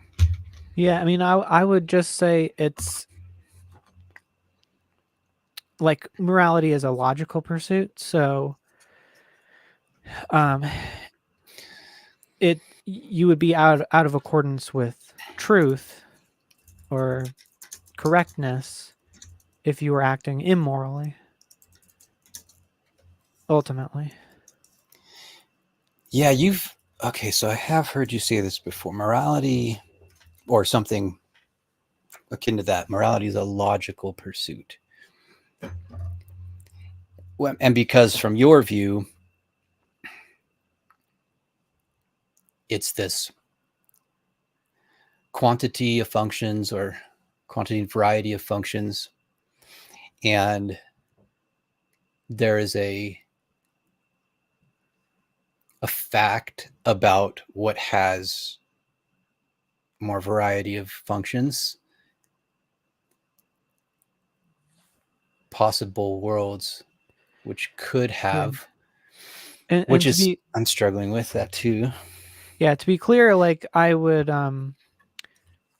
so morality deals with what is good and bad, but they're not equivalent. So like a morality or ethics would be a conscious agent understanding and choosing good or bad versus it's not like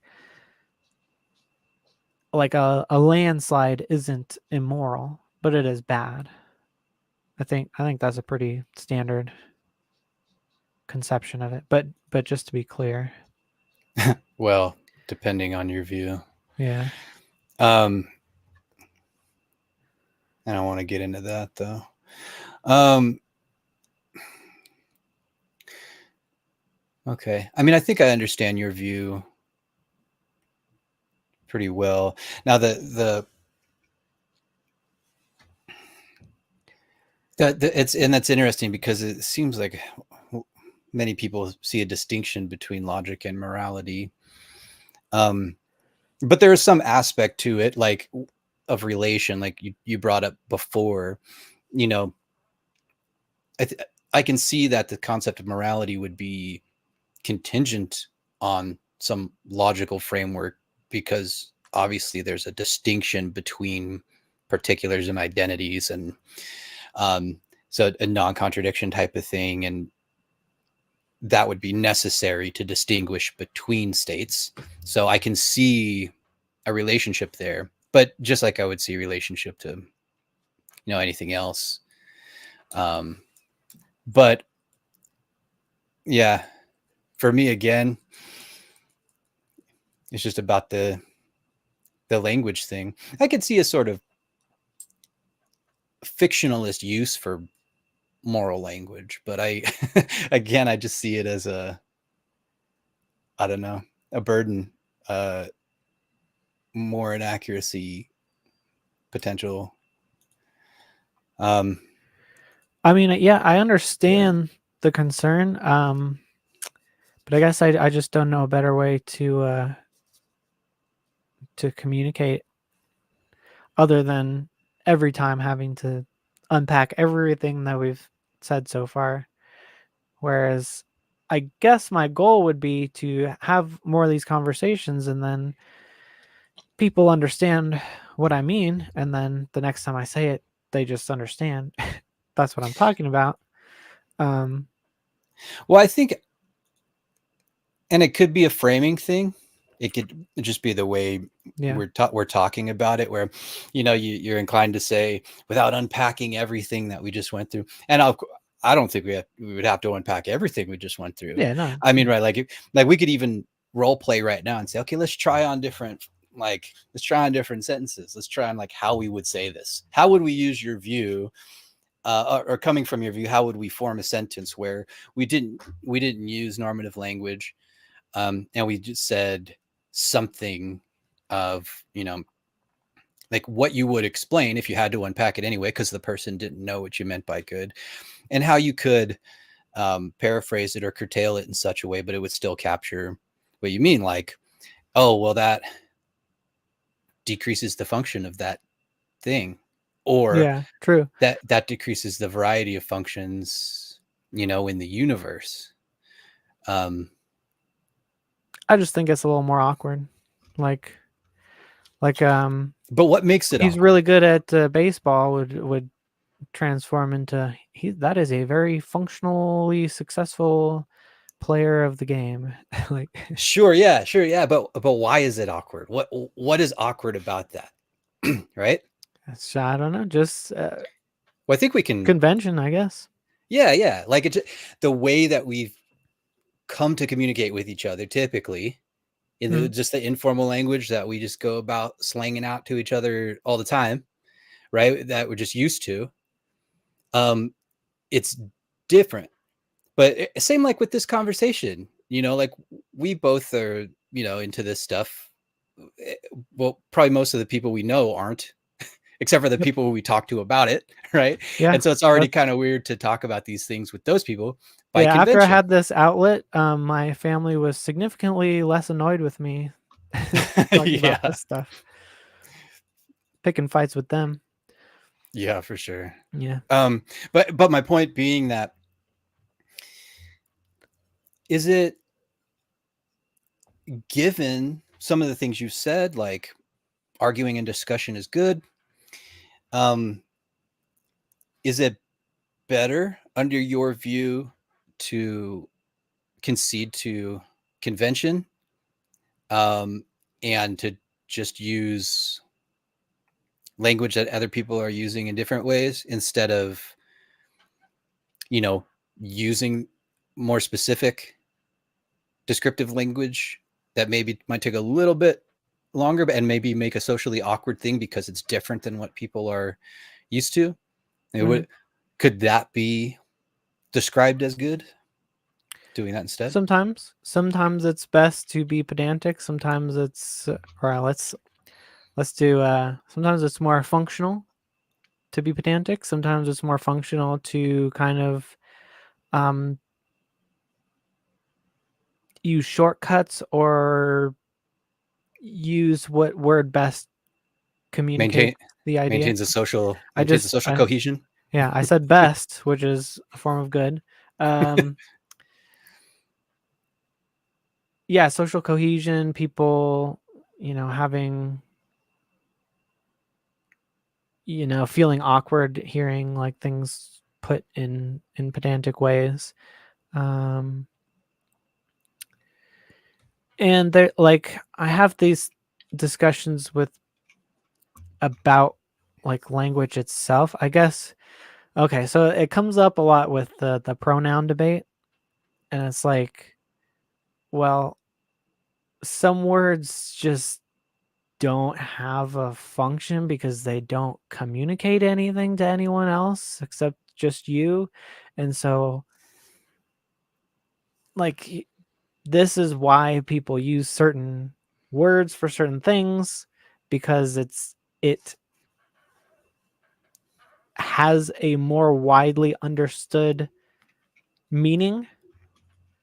So it's a more functional way of speaking. I understand the impulse to be like, well, the more words, the more identities.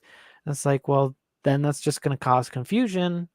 I mean, at some point, maybe there's room for a little bit more, but adding 15,000 genders That's more is variety. not going well, I but mean, I it's see not what going you're to saying. communicate anything. I see what you're saying. So, So, in terms of language, it's not functional. and I think this is where I feel an issue of how the focus of particularized things is difficult to determine what is good or best on your view, which is understandable, right? Mm-hmm. But it's that, so it would increase, there's like this tension between utility and variety. And you already said, there's the yin and the yang, there's the, this good requires some bad. But so there's a lot of function with these various pronouns, right? It's like individual names, Mm-hmm. right? Right. It's kind of like that. And I, And it's almost like which category you put it in completely changes its utility. mm, Like every person has an individual name that works because we understand what we're saying. Versus if everyone has an individual gender, it's like I don't know what you're trying to communicate to me. yeah, it's kind of a contextualism issue, and it Mm-hmm. it seems to have to do with the amount of familiarity, which context does. And it's interesting. I grew up in a rural sort of red area, right leaning area, um, and despite being in California, but so I've interacted with a lot of people who have the difficulty with not just the pronouns, but just saying they them, right? And they're like, Mm-hmm. I don't know how do you say they? You're talking about multiple people. It's like they just, and to me, it seems like there's more of a sociocultural kind of force within them that's motivating them in that direction or their thoughts. But um, for me, I was so familiar with it just because some of these people are older, and I spent more time on the internet talking to people, and gaming and things where it's like, well, you don't know somebody's gender necessarily. You have a screen name that's not gendered. Yeah. And so it came easily to me to just like, oh, they were talking about this. And it just seems to be a piece, like a linguistic piece that just kind of fit into place upon usage. Mm-hmm. And there's no dissonance there. And that seems to be how contextualism works with familiarity. And I think that, you know, there is a, there seems to be a lot of function within people saying, I want this pronoun, and it's unfamiliar to other people. But with use, like somebody's name, like if you meet somebody who's got a unique name, at least I always thought that was kind of, I always liked that. I'm like, oh, that's a unique signifier, right? Like you're not the 800th Mike I've ever met, right? Mm-hmm. And so I see it kind of like that. And as long as, as long as someone approaches me, it gives me a chance to understand them and why they want that. And I can see why somebody would want that, right? Because there's so much of these power dynamics, these social power dynamics that go into personal identity, and the way culture has Im- imposed upon people's social status based on their identity. um, I can see so much function within that, and function within the intention to get people to discuss it, get people to change or not change. Um, and could it be possible that that would be um, more toward a universal good? Do you think? Yeah. I mean, like I was always taught, calling an unknown person they is grammatically incorrect. You should say he or she. He or she went to the store. I saw him or her from behind. You know, of course, that's like I don't think you'd ever hear that today. Um, and I think that like like ignoring all the politics of it, just the grammatically incorrect like unknown person they were telling me online their characters over in this land, whatever. It's a more it has that language has more utility. I mean, mostly just because he or she is just an unwieldy way of saying the same thing. It's awkward. You you sound like a dork, even if if you're online talking about dork World of Warcraft stuff. It's just people just seem to communicate better using they them. So like yeah, I'm not a prescriptivist in that like you need to follow this Oxford rules of grammar. Like whatever language works for people is it well, I guess the correct way to use language is the way that communicates most functionally or communicates best, right?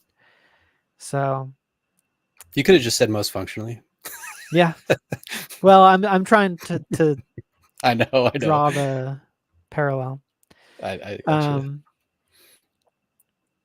but yeah, so, sometimes I'll come across someone where I'm like, look, I'm not trying to tell you how to live your life, but like this word, don't, it doesn't seem to have a function unless you want to say like it's your name or something. But I'm confused as to what you even, what it mean. Like what does, okay. Like what does the word gender mean? I haven't, like I'll have that discussion sometimes, or the controversial what is a woman? Okay, like so the left wing perspective on that to me seems like the word has lost some meaning. Now I disagree with the typical conservative usage of, I don't think their definition is very good on what is a woman either, but I think they have a definition. I think they have a working definition that communicates a meaning. Um, not to get political here, and I think there's That's kind problems of on my both fault. sides. Yeah. Yeah. Well, no, I I think I brought up the pronouns, but Well, I gave the framing of the right, and that's not fair to yeah. everybody who is right leaning or, you know. My main point is it needs to communicate something that, and if it does, it has a function as a part of language. So I guess to tie it all, I don't know how we got into this, but to tie it back, if it has a function, I then it's a good word. If you could say this is a bad way of this is a, I guess, a bad word. What I hear is like this is not a very functional way of communicating. And so I guess we got here because you think good is a bad way to frame this stuff. Um, but I think for the most part, it does communicate a meaning, even if when we get into the complexities of like what is moral good, we have to kind of break it down. I still think that's the most functional way, at least to start the conversation, maybe, before you unpack it. Yeah, Well, I think to I me, brought it full circle. yeah, yeah.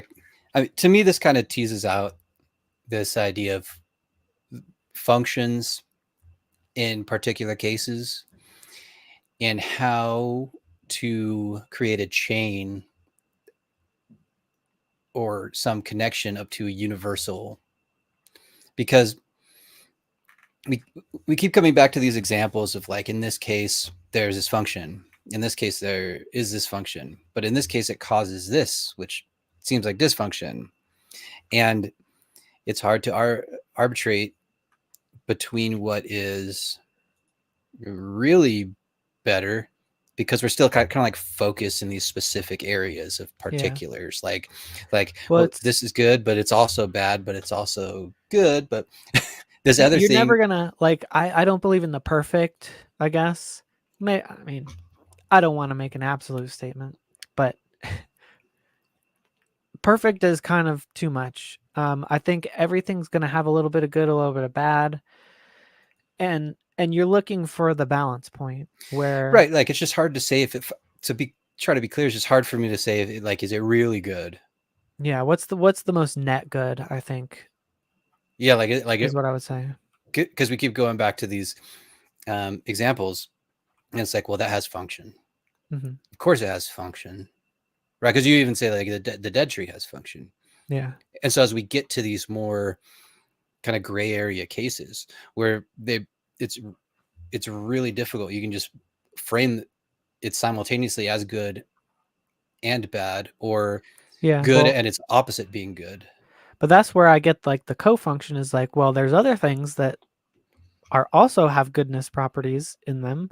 And so a lot of these things conflict with each other. And so is there a way that we can balance them so that there's the most of these things possible so that one thing that cancels out all the other things, like if we nuke the entire planet, like we can describe that. We can say like, look, there's this one function is, all the nukes go off and that's wonderful for the nukes and the fire and the explosions and the ash and the radiation. They all get to exist, but nothing else gets to exist after that. And so, I'll just say it all does in a different arrangement. I'm just gonna keep coming back to that. but what is But that we know arrangement doing? it just is what it is. It's Yeah. just an arrangement, and I don't. Ultimately, I don't know why function is better than non-function. I mean, that's one point didn't really push back on, but that's I don't know where we're gonna get with that. It's kind of just a starting point type of thing, because to me, to you, it may not even be intelligible or a coherent question. I don't know. I think it's bordering on a tautology, if not is, because it's like, well, what's good about something existing? Well, it's kind of like saying the same thing. I mean, you're defining it kind of that way, Mm, and I know it's difficult to, but this gets back to the underlying like stance independent kind of aspect and how far you yeah, can push it back. I don't know. It may not be coherent. We don't have to go down that road. I don't yeah. really care that much. Well, and I think what people usually don't like about that is it's like, well, what if someone doesn't like existence? And it's like, okay, that's fine. Then you you don't have to. But And for you, it's like, not about like though. yeah, it's just a description. Like you don't have to value it. You don't have to have that as your preference. Um, and if I say you should like it, all I'm really saying is that it would be good to adhere to goodness. So it's like There'd be more function if like there's more function. yeah, basically what you'd be saying is like, well, your preference is just not in alignment with like correctness. And you don't have to value correctness either. Like you can want to do math wrong, and that's fine. It's just it's not math. Like it's just like at that point it's just not that deep. It's just you don't have to be correct, but there is this phenomenon of correctness that I think we can describe and identify. Yeah, to me, it would be just. Uh, Actually, I don't know. Um, It's like you don't have to wear pink, but if you wear pink, then you're pink. Like you don't have to be right, but if you're right, then you're right. And you know, most people want to be right because they get things. If you're doing math wrong all day long, if you're driving on the wrong side of the road, if you're not walking very well, then you're not going to get what you want. So, but it's not like there's this like ultimate judgment. Like obviously I don't believe in a god that will send you to hell for being wrong.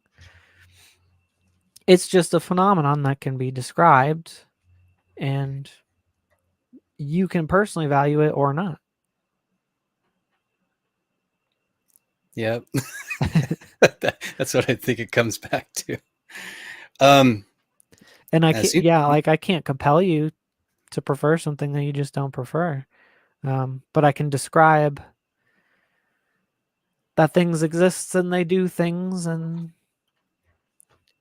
they conflict with other things and you can make decisions to help that or not help that, and it can influence how long you exist or not exist. all right. Well, it's been almost 2.5 hours, Yeah.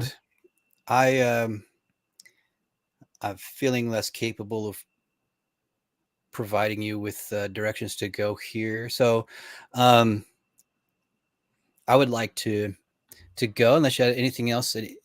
Any questions for me, or if you want to do a wrap up thing. I don't know, but I'm just kind of getting to the end of my energy for it. Yeah, no, well, thanks for coming and setting this up. This was a lot better than our comments discussion. Um, I'm and always more aggressive in comment section, and it makes sense. same, I think that's same. typical. I Anyway, it just makes sense. I feel kind of stupid for that. It's it's kind of cringy. I I agree. I Well, I that's I, I want to be on better my at part that. as well. Like, I'm definitely more aggressive. I think the I intuition is said like better. I'll just cut to the chase. Yeah, there you go. I'll just cut to the chase and like, tell it like it is. Um, which oftentimes just makes people more entrenched. Um, but you can all it's just you can just cover more ground in a live discussion, and it's just better. I feel like my thoughts come out better, clearer, Yeah, and like better in the sense that they're explained in a way that I think is more accurate. yeah, Um, and that's what I'm inclined toward. But like that's what I typically want.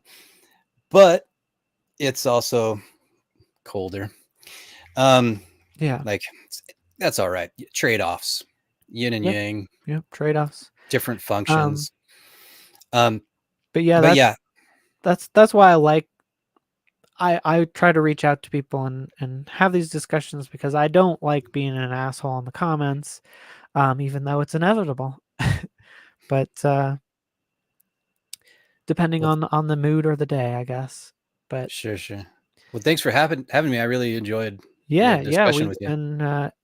we could do it again. Maybe I'll grill you on anti-realism next time. Oh, I'd love that. All right. Yeah, cool. All right then. Well, we'll be talking. Yeah, seems like we came to some kind of understanding. So I think I understand you better and your view, and so, you know, that's one thing I wanted.